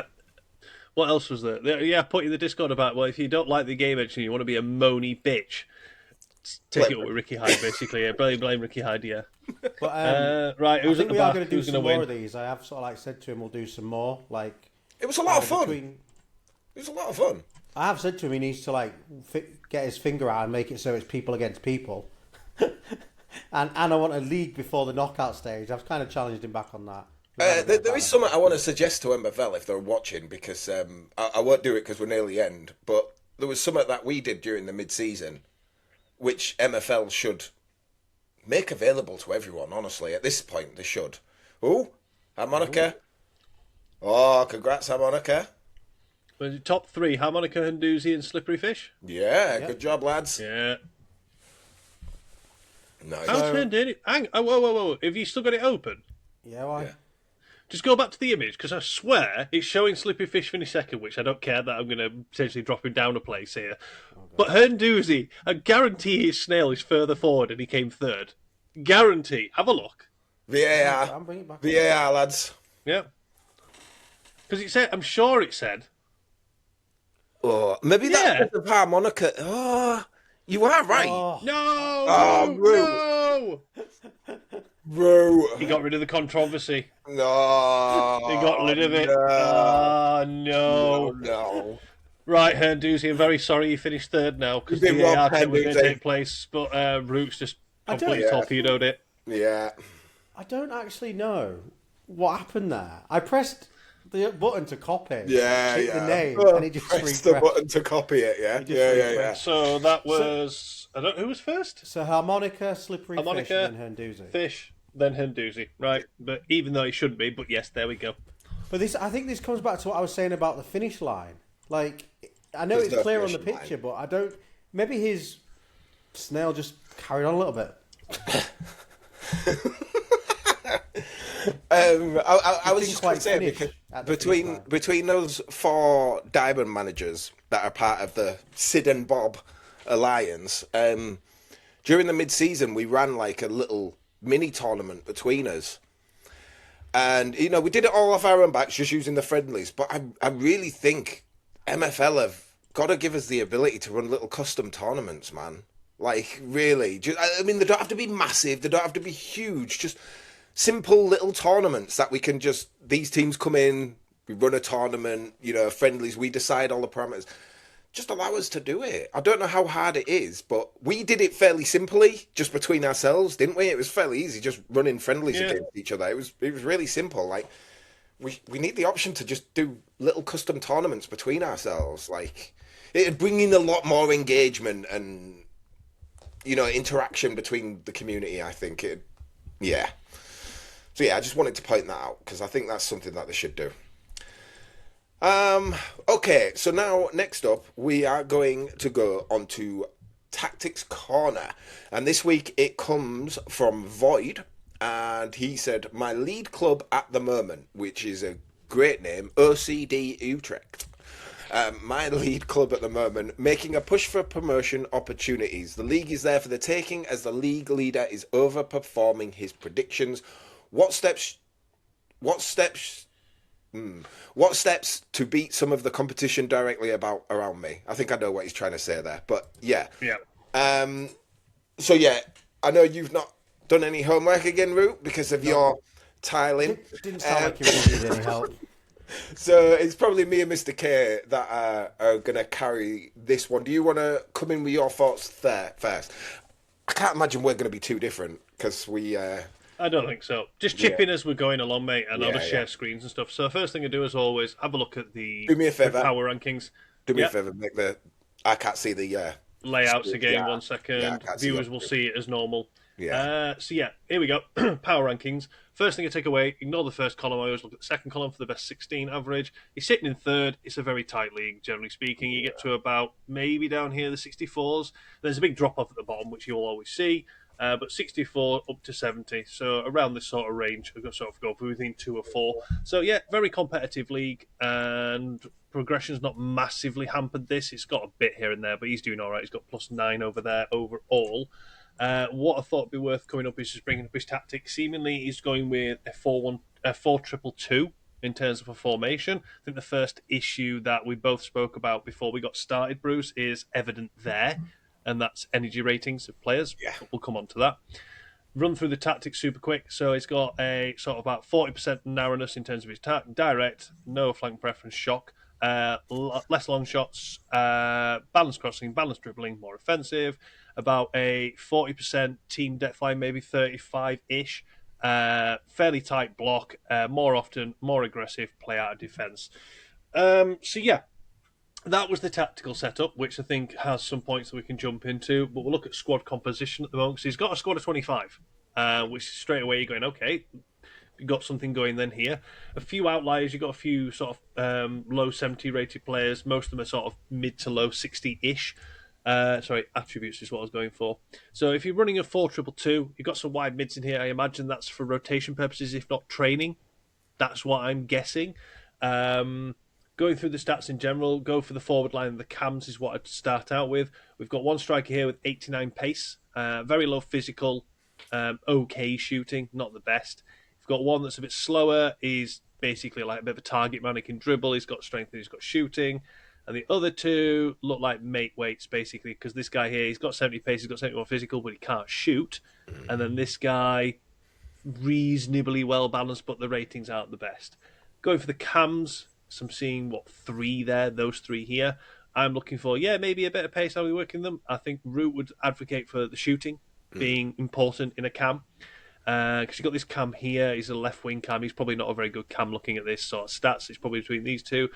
One of them, the passing's okay, dribbling's okay. I don't worry about defence and the physical. So really, this cam here, that's the lowest sort of physical energy rating there, is the better one out of the two for me. General, just all-round sort of play. DMs, I'm just looking for pace, very low pace DMs, which low line, low block, makes sense. Centre backs, similar sort of story. You've got one with pace, you've got a couple without. Makes sense again why you've gone for that sort of low block there. I'm curious if I go back to the tactics as well. I want to see if he's got nothing on his wingers. He's got individual instructions on the centre backs and the goalkeeper. No, we've got no width. That was my thing. I was going to say, because he's playing very narrow as it is, but then he's got to get his fullbacks at least. If he's going to play fully narrow, he's got to get some width. Because all I'll have to do is counter that. If I see that, I can counter that so easily. Easily. You've got to get your fullbacks getting some width. Even if they're not great passers, get him fucking crossing. Because they're the only people that are going to be doing it. Just do it because you need some width. Yeah. And this squad composition that you've got here. To be playing that formation. My gut's telling me no. He can't for his 18. And then maybe one. This is what I was going to come on to, because CDMs and maybe one extra. It's just I'm not sure why we need so many left backs. Was one question mark I had, because we've got 4. But this guy can play left and right. Yeah, one's a 48, so he's just in there for training. So that one, and that one's dual role. That's fair enough. He's looking at the squad composition. I'm like, there's more than one formation to play. What's that? So CDM and the cam, because he's got 2 cams, and I don't know if that left winger is actually a decent cam or not, but he's got 100%. So doesn't look like it. Him. And then he's got 2 CDMs, and then one other guy that can play CDM. But you're playing 2 cams in that formation. Like if you're playing that nearly every game. I don't know if he is. That's what I'm going to have another look at. So I feel like he was. For a 25-man squad, I would imagine he's playing 4-2-2 with his best players, and then he rotates into something completely different with his backups. But obviously we don't know, because if he's I've not seen one. Yeah, if he's 4-2-2 all the way along, then he's got a problem. He's got a problem. Yeah. Yeah. There's a 4-1-4-1 in there. There we go. Maybe that's okay. Working. But how many games ago was that? like it was like the fifth game or something that I got to. There's another one here. Okay. It looks like he's moved on to a 4-2-2. Is what I'm Yeah. now suspecting potentially. Yeah. But 4-2-2 with those players is not going to work every game because he's only got 2 real cams and 2 real CDMs. Looking at this, That's my contribution. You need more variation in what setup you can run. 4-2-2 definitely has a place. It can be a tricky formation to come up against, depending on what you're running. 4-2-3-1, even though we don't like it, if you need to be defensively solid, it's an option there. You've got 4-4-2, you've got 4-1-4-1, like we saw. There's a lot of options. He's got a really decent. He's got a decent centre mid, but if he's not utilising him, like he's got a couple of decent centres, has he? No, just one. He's got one left mid, right mid, centre mid. Like that guy's not getting utilised in the 4-2-2 at all. Like, no, I mean his pace is shit, but he's versatile. Like you can run a bunch of different stuff with him. I would literally be going in and going, okay, who are we playing tonight? We're playing this one. He won't see this in time. Maybe the Trust the Process team, potentially. Because I saw that he'd lost against this team, and they're sitting at the bottom of the league. I'm sure that's what I saw. But I'm pretty sure this will be like a 4-4-2, something like that. 4-4-2, because I know how Trust likes to build his teams out. You're looking at 4-4-2. Might not be a good example of a game to sort of look into, but I'd be looking into, okay, what's a good hard counter for a 4-4-2? Viking Heart, they're sitting down there as well, but they're on a competent amount of points. So let's see what Viking Heart, on average, are looking to run. Roughly speaking, just get a bit of a feel for them. The 4-3-3-D there. Just do a couple super quick. 4-3-3-D is the two we've seen straight away. So straight away, I'd be looking at, okay, in terms of that squad that I've got, what can I put together to play against that 4-3-3-D that's going to be effective? One thing you really need to start doing is managing your rotations a bit better. I can see there's a few sort of players have been chucked in just for training. There's 59 rated players in there. There's a 48. There's some very low 60s. But we've got how many players? 1, 2, 3, 4, 5. 5 players below 90. And then 93 is when I'm starting to consider they need to come out potentially. I mean, I know it says experiencing minimal decline, peak condition, ensuring optimal performance on the pitch. That's where I'm rotating because I don't want them to fall into here. But we've got a lot of players down here, which are your better players. They need rotating, and this is where I'm looking at the upcoming fixtures, and I'm looking at this one and going, okay, if I need to rest a couple maybe in this game tonight, who can I rest the following day? Because I expect it might be an easier opposition to play against. And I'm managing those rotations to games to target the ones where you're saying, trying to beat these guys up here. Well, when's the next time you're playing one of them? Not for a while, by the looks. I'm struggling to find one. You've not got many of them left to play. You've got 1, 2. You've only got 2 of them left to play. It should be smooth sailing. Yeah, should it? It should be smooth sailing. It's like you started the second half of the season playing those at the top. Yeah, there's Porto, that one, and these 2 are left to play, I believe. Yeah. The first and fourth. So you've got some favourable fixtures coming up. You just need to manage those rotations now. Make sure you're getting the most out of them, so you can try and nick a playoff spot. Because it looks like first is out of the question. Like looking at this form this team are in, and I don't know how good this team is now, but I imagine his fitness is pretty well managed. His lowest is 93. There's loads of hundreds in there. Looking at the squad, I wouldn't say it's miles better than yours. They're quite tightly grouped, but he's obviously got a setup running. I can look at this straight away and go, there's loads you can run with this. He ain't got any DMs, he's got centre mids, he's got cams, he's got right and left mids, he's got a nice amount of rotation going on. Yeah, probably single striker, maybe dual striker, maybe a 4-4-1-1 occasionally. But he's managing that squad fitness really, really well. That's what you need to be doing more of. Tactically, I think main thing tactically for me is consider how narrow you're setting everything up, given that you are already incredibly narrow. Yeah. Maybe a few individual instructions if you want to run this. But pick against who you play this against. If you're not aware of it, people should be, but if they're not, MFL Coach just as a baseline, an idea to give you just a direction to potentially look into. So if you know you're playing against, 4-1-2-1-2 narrow and you're running your 4-2-2, where is it next? So in the top. It's achieved almost 42% win rate, 36% loss rate, a 22% draw rate. getting a bit of an idea in general, consensus of how this is all, like how it sort of shakes out, and doing a little bit of testing, finding a 4-1-2-1-2 narrow, using the opponent finder to look for parameters, and to start doing a bit of testing on it. Because I don't know from memory, I feel like I had a quick look. I can't remember how much testing took place. So we've got a few friendlies in here. But how long ago was this one?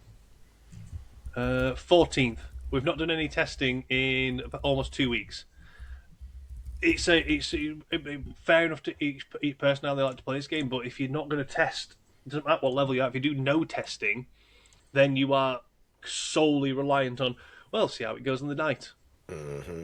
Don't be wildly shocked if it doesn't go your way on the night. If you have no real idea how it might go, you don't have to commit loads, just bits. Get a feel for a couple of different formations that you can rotate between. That's where I would advocate you do a bit more in terms of the getting a bit more out of the team.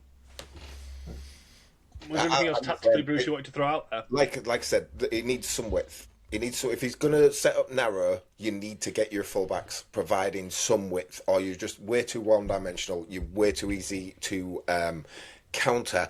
But the biggest thing is that managing the fitness, because it's not crisis mode at the minute where you're at. It's crisis mode to me, but I know it's not completely crisis mode. But if that doesn't improve, some of these fixtures you've got where you've got favourable fixtures, you will lose some of those games because of your fitness. Like I promise you, and you should be winning majority of those games based on your squad, based on their positioning, based on how well they're doing. You should be winning most of those games, and if you don't sort your fitness and get on top of it, you will lose some because of it. Yeah. Games that you should not be losing. So I would focus on your squad fitness. Like you said, if you want to run 4-2-2 with your best players, cool. You've got a massive squad where you can run the 4-2-2 with all your best players for 3-4 games, and then just play one game with your backups in a different formation. You know, pick and choose where it'd be more, and that'll sort your fitness out. But that's a big problem to me. Width and managing your squad fitness. Yeah, for me anyway. Anything to add, Root? Any observations? Only the one I added. That was my contribution. Excellent. That was it. Well done, Root. Solid effort. I'm glad you guys didn't notice it until I said it. You're welcome. Yeah. Tactical genius. Top effort, mate. We do appreciate the commitment that you bring to this pod. Can't rotate 3 cams when you've got 2 of them. There you go. Yeah, it's Put it on the gravestone, lads. Put it on the gravestone. Okay. Make a nice meme out of that one. Before we go into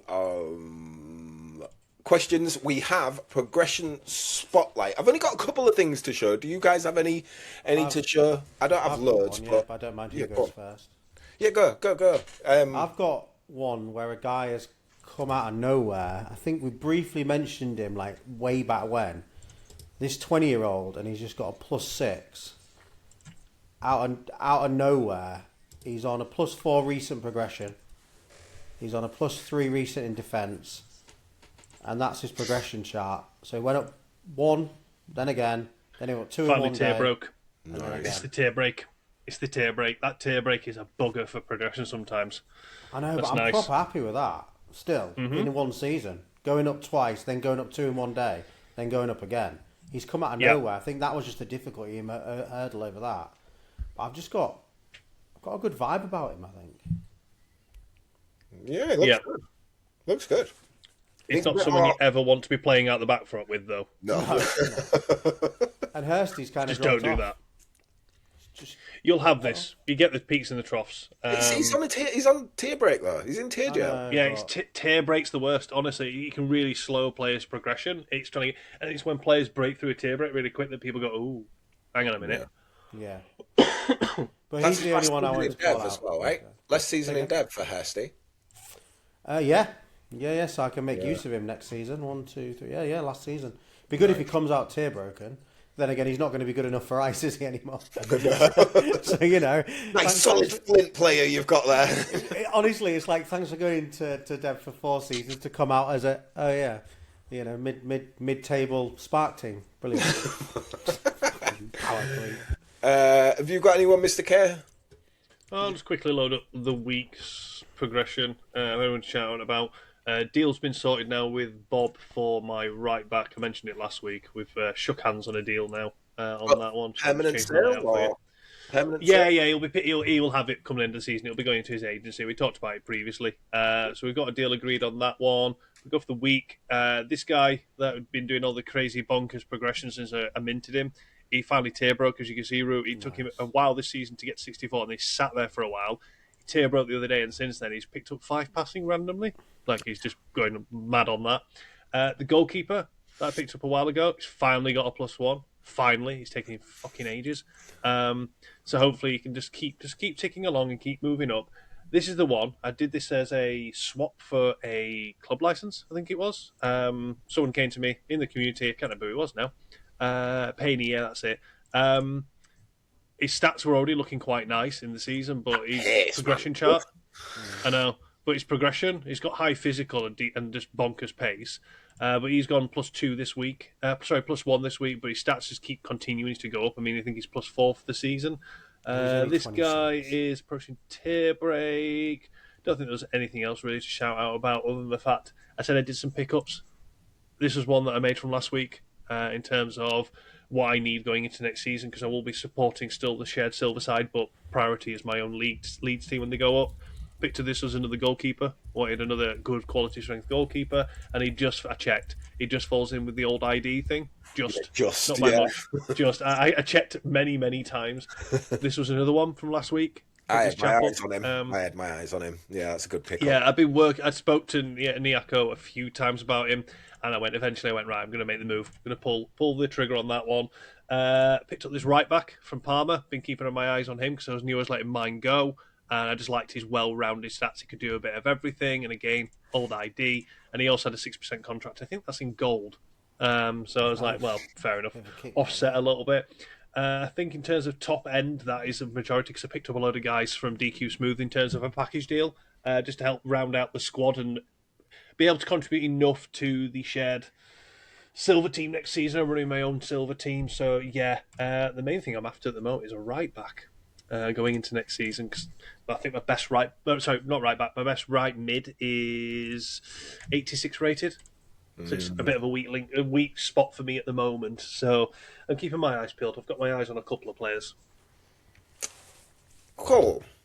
I don't have a lot to show. I've had decent progression though, I will say. I'm just going to show the last week. There was this guy, which I believe I got off you, Root, for like winning something, and I just stuck him in dev jail, and he's popped, and he's gone +2 this season. That was one of them, which was pretty nice. Obviously, Volmer went up. I thought he'd slowed down, and then he just shot up +4.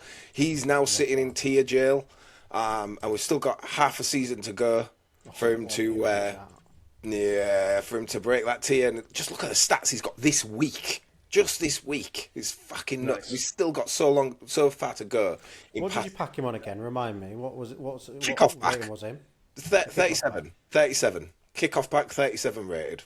Yeah. How much longer has he got in dev jail now? This is his final season. Mm-hmm. Yeah. So if his chart's to go by, and we're predicting his chart, he will come out as a 77. So nice. Because he's gone up +10 every season. So. Yeah, based on this, he'll come out 77. Is your plan to use him? Do you have a place to use him in? 100%. Yeah.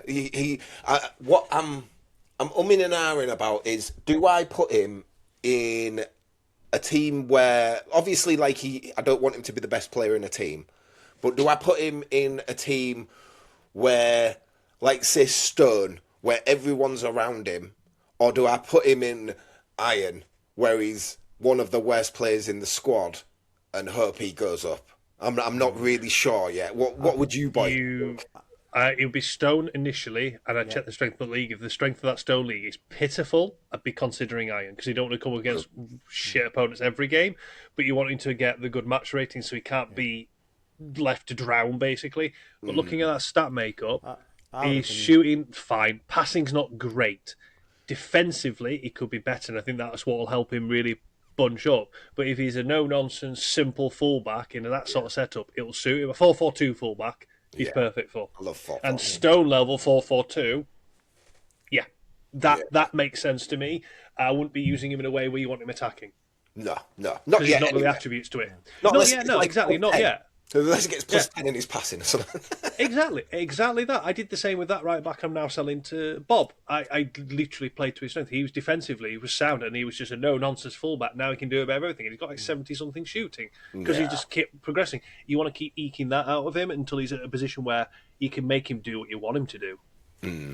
Yeah, I'd get him. You can move him mid-season, right? So just move him I can. I was just wondering where I start him. Like, do I put him on the level? But no, you're completely right. Because I've got to be careful now when he comes out. I've got to be careful what I do with him to make sure he keeps going. You know, I can't fuck up here. Yeah. I have to. You're more likely to play him as the starting right back in that. Oh yeah, he's whichever team he goes in, he's starting and he's playing as many games as he can. Yeah, but he could probably be the starter in that team and then the starter in the other team as he goes up again and breaks that 80 tier. Yeah. Think about that sort of progression curve thing they talked about, prime age and stuff. And obviously he's in dev jail 4 years. Whatever it would say, he was prime age was 26. He's now 24 because he's been in 4-year dev jail or sort of things. It is basically a case of don't lose the faith in him because that right back. I know I keep going back to him, but there's been a few times I'm like, I think he's done for this season now. He's not really doing it, and then he takes he has a game or two or a week, and then suddenly he starts picking more stats up again. It's worth just keep giving him the game time, letting him play, and making sure he's in a team where he can smash. Because my guy shouldn't have been in silver this season. Thing is, but he's performing well in a very strong silver side. I could have found him out to go like gold mid-season. That would have been beneficial potentially, but we've kept things as they were for now. It'll be the same with this guy, just managing where he is, best environment for him to get the best match ratings. Yeah. I was just going to say, I've in my dockside team where they're sitting in iron now, I've got 1, 2, 3, 4, 5, 6, 7, 8, 9 players, 79, 78, and 77. So if he comes out at 77, and every player in my dockside, not one person, I think the 2 rotation people have just come in are below 7. Everyone else is in the mid 7.5s area. Ratings. So he could play at that level if he finished this season at that 77. Yeah, as long as he goes up to 77. Yeah, he should be able, because that was my thought as well. If I put him in iron, he'll grow up into that. So really excited for that. One guy that came out, I got him in reward packs. He's done a +3 this season, so that was pretty good. Medina, who I got for a reward pack. I keep saying my reward packs are shit, and then suddenly they've all just started progressing. He's gone +4 this season out of nowhere, which is fucking brilliant. And then there's this guy who I got him in I think he was in a limited pack, and I chucked him in dev jail. And he went +2 last season, and then he's done +4 this season. I think he's got really good stats for a striker. He obviously, for where he is, and plus he's French, which means we know he's going to be a 99. So, yeah, he's one I've got my eye on at the minute. Doroshenko. Doroshenko finally tier broke this week. Finally fucking tier broke this week. And then I think he tier broke with the 79 dribbling, and then he got an 89 defence the day after. So I'm thinking maybe he's got a little bit more there, but I think he'll keep going for a bit. He'll definitely progress a bit more. Yeah. I need to get some French players. I've only got 28 French players in the whole agency. We need more. You need your entire team to be French if you want those ultimates, man. Like, honestly, we know French is where it's at. Okay, so we will go on to our final section of this podcast, which is obviously the community questions. So the first one comes from... What the fuck, Root? Why? Right, it comes from McBride Ace. Why are you on here and not attending your conference? I just copy every question that I... Why did that need to be in there? What I do is I literally just scroll. That's why I always put the Yorkshire Tea symbol on it. So all I do is scroll and look for that symbol. So if anyone else is putting that on any other things, there's a good chance I'll copy and paste it. Let's just start trolling Root now. People are going to start trolling you and just putting in that emoji. Yeah, I'm not on anymore. Good question, thanks. Yeah. The next 2 questions are pretty much the same. It's from Dan LFC and Amonica, and they're saying pretty much the same thing, which is like, how did we all come up with our names? I won't read each question, but essentially, how did we come up with our names? are, who wants to go first? I think Top we've all secret. answered it on other pods as well, haven't we? Have We not have done it actually on our answered own it pod on as other well, pods. though. I don't think we've talked about it on our own pod. Like, I understand why Big Mr. K is, because I Because don't want to he's got a dox little him, willy. because he is Mr. K and he's big, so it kind of makes sense to me. I thought it was because he had a little willy, so he just went with Big Mr. K. Big Mr. Knob instead of Small Mr. Knob, but maybe Hey, you go ask your missus. She doesn't mind. don't know where she is, mate. She might be on her way to yours. Excellent. So Is she booked in? 1 second. What are you booked in? Is that what you're doing now? You're not working, you're studying, and a little side hustle on OnlyFans. Yes. How did you know? Been trying to find your profile for days. I need to get those Lego players somehow. I was going to say, that's how he's getting these Lego players. Bruce, What about you, Root? Where's your name come from? Mine. So I think mine's just a play on words. So root is like, I'm in technology, right? So root is obviously the main admin user for lots of things. The root user on Linux and Unix and all those types of things. And pretty then boring. obviously the root cause of things is what you try and find when you've got problems. But I didn't want it to say cause written in that way, so I just wrote it in the way that the beer was written, literally that. And just So put them your together name to is get root cause. the root cause of something, but you've spelt it stupidly. Yeah, I didn't want to spell cause because imagine reading root and then the word cause stuck to it. That Yeah. So I just went with that. It looked quite good. But now I think through the community, I think everybody just says root now. To be fair, Yeah, don't it's they? just So, root. Yeah. you know, That's a really, no that's point a me. really I don't even cool know why I'm writing origin root cause on story. the screen. I just write root. What? I said it's a really good origin story that you've got there. It's like you've turned Ask it me into a another Marvel time, and comic. I'll tell you something different.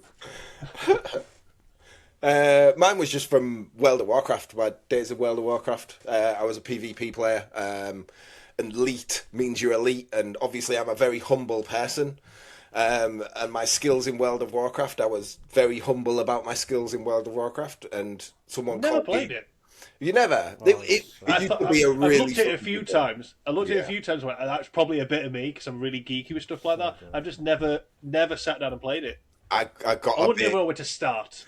I got a bit. Back when it was a good game, I got a bit no lifey with it. So yeah, I was. Can't you play like classic servers or something? So I've You looked can into it a now. few times, but I'm like, I don't even know where to start. I don't know what the hell's going on. So I've just never sat down and played.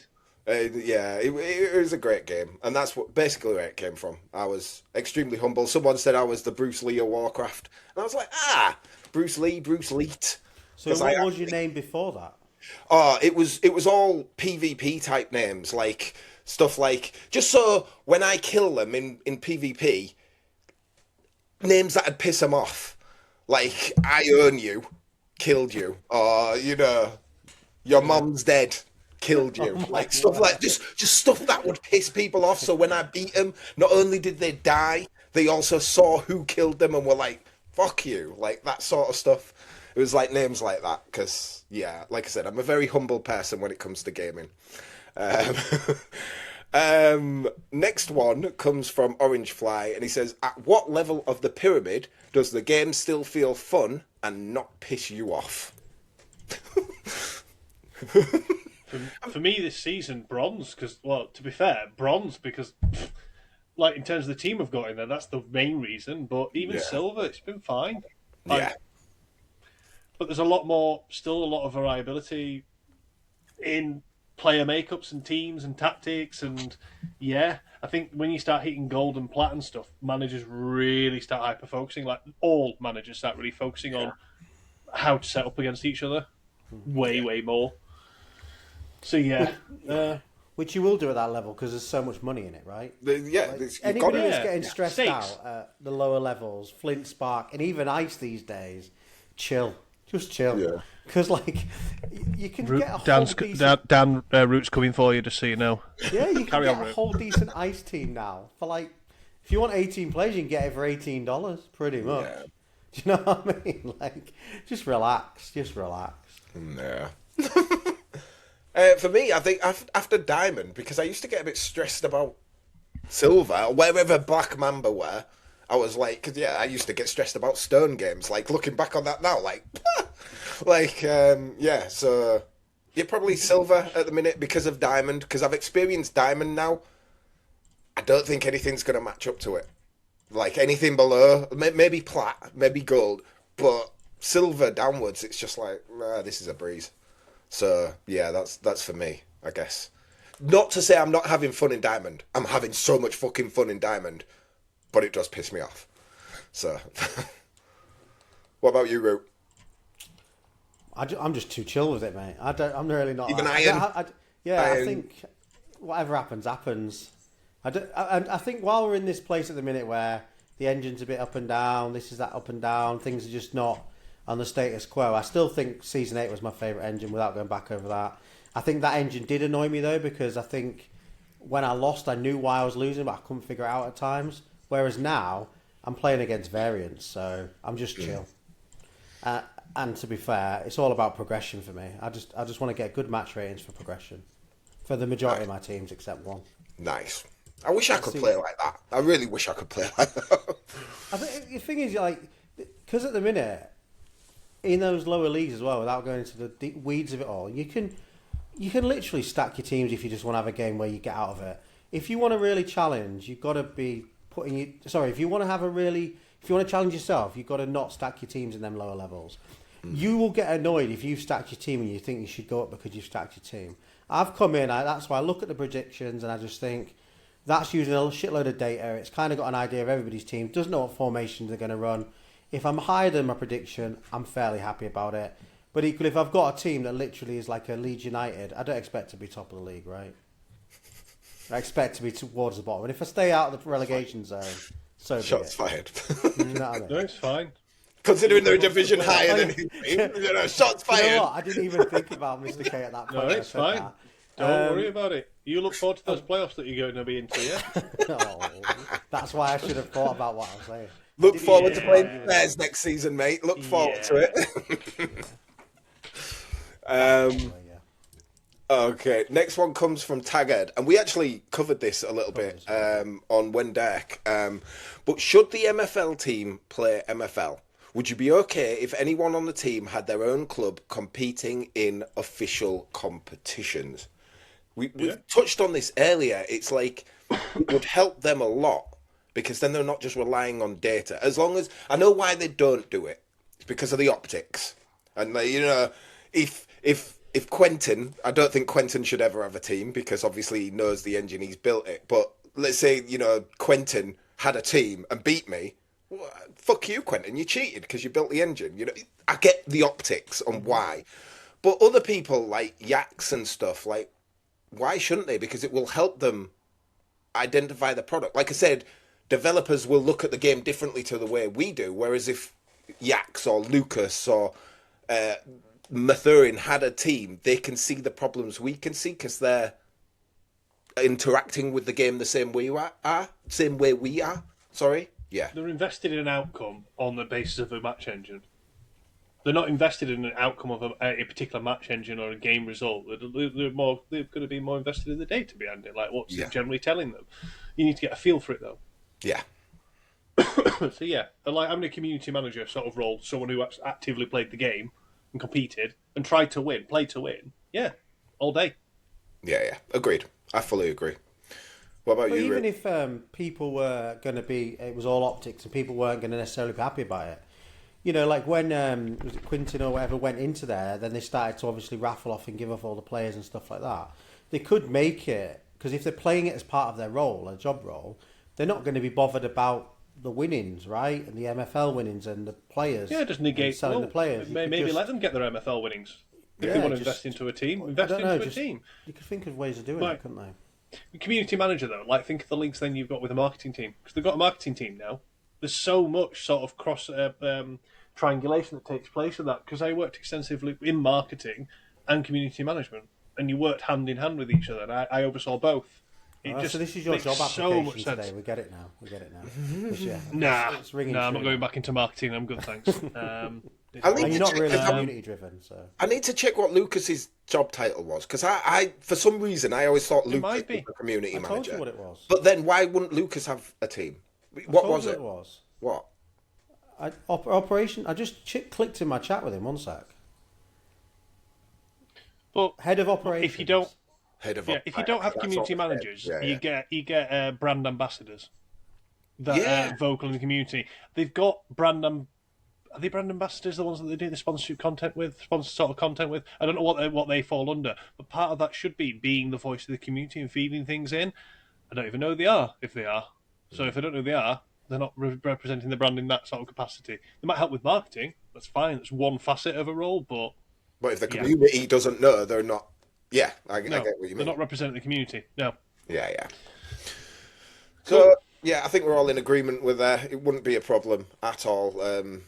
Hiring a community manager who can play just to give them the extra bit on top of the data that they don't get by just looking at the data. Ricky Hyde says, just in case this episode is all doom and gloom, I don't think it has been, not completely. No. What's the one thing you love the most about this game? Progression. Winning. Fun. Winning. Yeah. Love it. I would take progression in most of my teams over winning. But I wouldn't in my top team. I would take winning every day long. I'm happy if Dockside get no progression all season if we win. Yeah, if they win the title, fuck it, yeah. But anywhere below that, you can relegate them all to Flint if you give me plus 50 on all my players. That's jolly. I'm jolly with that. Feeling like you've tactically got it right when you play the game. Yeah. That's a nice feeling. Like, you know what, I've got it right. It works. And I've won based on the tactics and what I've put together, not anything else. Yeah. We'll leave it there. Yeah. About you, Bruce? I think I said I like winning, but I just thought you were just saying that. No, I do like winning, but I agree with Mr. K. It's like I like to feel like I've won because of what I've done. Like, if it's just like I said, I beat Mr. K in Diamond, but I don't feel a complete sense of achievement because most of them were just defensive AI fuck-ups, and I'm like, well, I've removed them from the game. That's what I did. I removed those goals out the game, and what led to those, and just take those instances out the game, and there was 2 legitimately good goals in there. Yeah. And my guys didn't create enough. Yeah. So, like, a 2-0 loss, that would have been fair. I would have been like that. 6-0 embarrassment with the stats. It was like, but there's so much there I couldn't control. Yeah. And then, there's too many bits and pieces to do with those sorts of things that you just, we don't need that. Yeah. We really don't. Fully agreed. Yeah, so I'm in alignment there. I like winning and feeling like I've done my best to win, you know. The next one comes from Slippery Fish. What tool would you like to see Ricky Hyde build next? And before you guys get into it, there's not necessarily a tool I want to see him build. I just want to see him do better on the tools he's already got. Yeah. You know, that's all I want to see. Stop cutting corners. Stop half-assing it. You know, and just make the tools you've already got better. I'm joking. Ricky knows I'm joking. Ricky. I know, right? Put some fucking effort in. No, Ricky knows I'm joking. Ricky is the fucking goat. He has made some fantastic tools. But, you know, if I could see an improvement, I'm going to tell him. Like, attention to detail, Just get some detail. Don't release a fucking cup tournament and then have to re-release a patch an hour in just because you fucked it up after extensive testing. But thanks for building it, by the way. I hear you, Bruce. I hear you. I genuinely can't think of another tool that Ricky's needs to build anyway, because I'm aware of many things that Ricky has been building back, because we chat all the time about various different bits and pieces, and he loves it. I think the best one is, with Metafixer Labs dying, his new tool is like, as long as he can fill a hole, if an hole empties and he fills that hole, awesome, because he's doing a great job of it. Yeah. And the one he obviously built takes into consideration club delegation, etc. as well. Which is sweet. He can do what MFL. What was the one? The one where they used to see sort of the strength levels of all the different divisions and averages. Do you know the one I'm on about? Yeah, I do know the one you're on about. Because it was the one we used to do projections with, strength tables and all that, until we had MFL stats. That one. That again would be good, because we talk about strength creep, but then we haven't got any data to was it MFL Manager? MFL Manager. Something like that. Something like that. Did. Yeah. And you can load on bronze, and you can see that like you're in the top 10 percentile of strength of bronze teams, and you can see what the average was.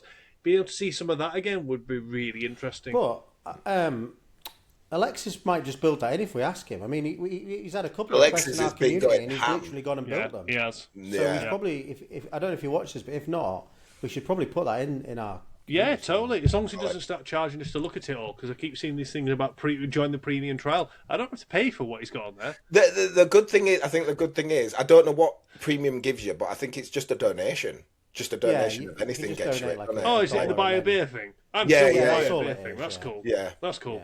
Yeah. But I mean, at the end of the day, if he's got really good tools, you're happy to donate a beer or two, aren't you? And then Yeah. his squad planner's just sick. So. Root lasts for a discount though, but Hey, I think I gave him 10 beers. I think. did you? Something like that. It was either that or buy 10 He wanted 20 and he offered him 10. Yeah. How many beers would you like? 20? No. How about 5? Oh, come on, Root. You can do it. Mates rates? Right, 10, but I want 50% discount when it goes live. That's where we got to. Go on. Okay, the final question comes from Damien V. If substitutes were to be a thing in the game, which they're going to be, I think they are, how would you like to see them implemented, like the current match plans, or something completely different? I don't want them implementing any new mechanics like that until general consensus is we're happy with the match engine. I agree. Because we're adding extra ripples, and I don't think we need the extra ripples right now. We want to have a good solid base. That generally overwhelming sentiment is it's positive. Yeah. That's the priority for me. And then when they do introduce it, I think substitutions, I imagine similar mechanism to match plans. It probably will. Like, how else could they do it? I'm not sure how else they could do it. But some of it's going to be complicated, right? Like, if it's a fitness thing, that's not as, like, this player's dropping down, or even if you can say by this time in the game he's below a certain rating or whatever, those ones are quite easy, I would assume. But if it's your right back gets a red card in the 23rd minute, I want to be taking off a striker, bringing on someone that can play in that position or a different position. If it's a different position, I might even want a formation change. Like, you know what I mean? That's complicated stuff, isn't it? But yeah, say you've got, I don't know, you've got a 4-4-2 and you want to go, you know what, I want to move this to insert a different formation. Are you going to be able to do that? Or is it going to be, no, you want to put another striker on? Okay, he's going at centre mid though. Yeah. Are they gonna how much? It's like how much complexity. I don't think we need it. If I'm honest, I really don't think we need it right now. We don't need it right now. Not where we're at. We don't need it at all. Engine needs to be. Yeah, that is. It'd be great to have that extra immersion when it's ready, but we don't need it yet. You're right though, because if you're 2-0 up, let's just say, and then you think, right, I'm going to do my subs. A striker coming off. I've managed to go 2-0 up or 1-0 up even against this team that's a lot better than me. So at half 4-4-2 to 4-1-4-1. Yeah. Like how? Yeah, you'd have to be able to change formation. You have to change formation, but and can you? You've got a slot in the right place with the right thing. Right now, it's not the priority. No, not yet. Not yet. I think the more we can do for extra immersion in the long term, yes. Short term to medium term, let's get a really solid match engine that, generally speaking, we're all very positive on. Yeah. Agreed. I mean, I'm the thing is, I'm not even fussed about substitutions ever. Like, I know they're going to come, and I know it's part of the game, but just because of the complexities behind it, the only thing I am in is like when you get, like you say, if it's a red card or something like that, or somebody's just even on a yellow card or something, just the little ones, but it's real tricky with subs, isn't it? It's just real tricky in the way that the game is. And if it was a toss up between having to manage it more like almost when it's live, no one's ever going to want to do that. The beauty of MFL is it's preset before. You can go and chill out, do your own life, come back 24 hours later, unless there's a cup game, slightly less. You just come back at that point. I just don't know how it is going to be done. Unless it is just a case of, in the 70th minute, take the worst out of my 2 strikers off and bring someone on. Fine. But I'm still going to want to make that striker have different settings. Individually, because of those different settings, I'm probably going to want maybe someone else having different settings. Not one to solve now, but I would. But again, that's one where again I'm a big advocate of get these things. If you get these things out super early in an experimental engine, in a whatever, for a season, for 2 seasons, for 3, let people understand it and feed into what really works, because that is a really complicated thing that you don't want to release unless it's really streamlined. Because like match plans, I know some people use them and some don't, but I think majority of people don't use them, and those that do is just to go a little bit more attacking or a little bit more defensive or bring the width in. It's not overcomplicated, is what I'm saying. for the most Just part. to talk about those match plans, because there's something we were talking about earlier. Sid on Los Galacticos suggested to me, it was like, you know what, if we're winning 2-0, just maybe you should just set up a match plan. Like if we're winning 2-0, 75th minute, just tell the team to go from more aggressive to balanced. I was like, you know what? Yeah, I don't really use match plans anymore, so I'll do that, and I did it. 2 games later, I posted it in our little chat. Red card. After the match plan kicked in, everybody went to balance. Red card. I was like, "Are you fucking serious? Like, what the hell?" But yeah, yeah. I think it has to be preset, doesn't it? We can't be going live with substitutions. We can't be doing any of that shit. It has to be preset. And other than that, I don't understand any other way we could do it. But yeah, get the match engine to a consensus where majority of people are happy with it and there isn't wild shit going on before we start introducing stuff that's just going to make it worse. Definitely. Like, honestly.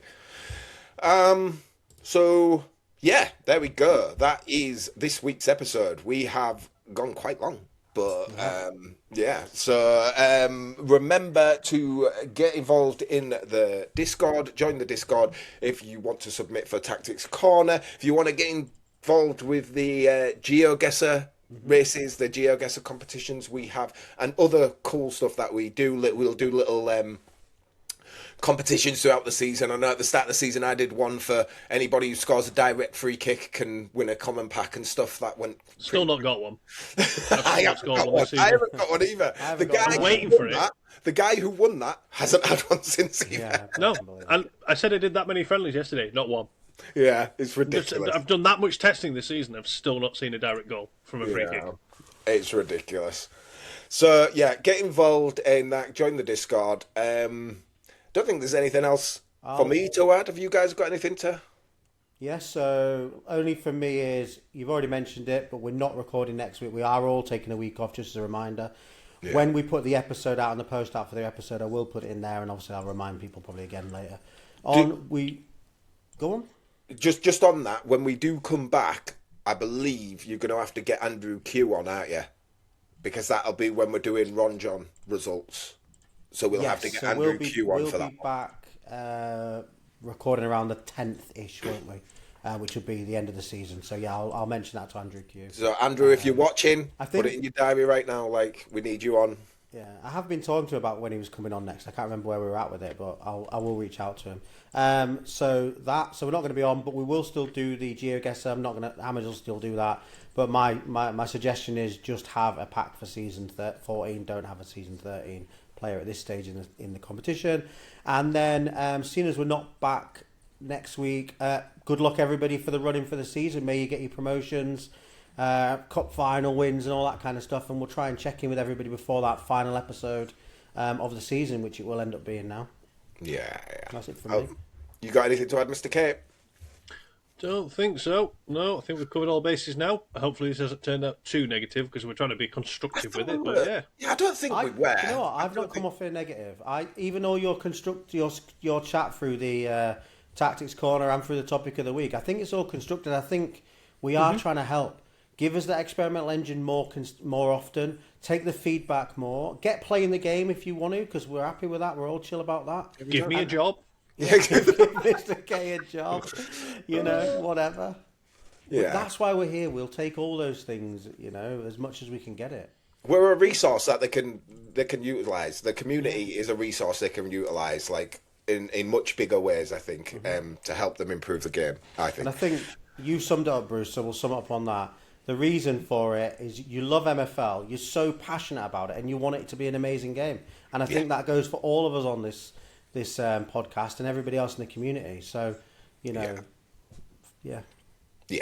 Cool. So, hope you all enjoyed it, guys, and we will see you in 2 weeks' time. Good luck in your games, unless you're in my league, then fuck you. Bye. Bye.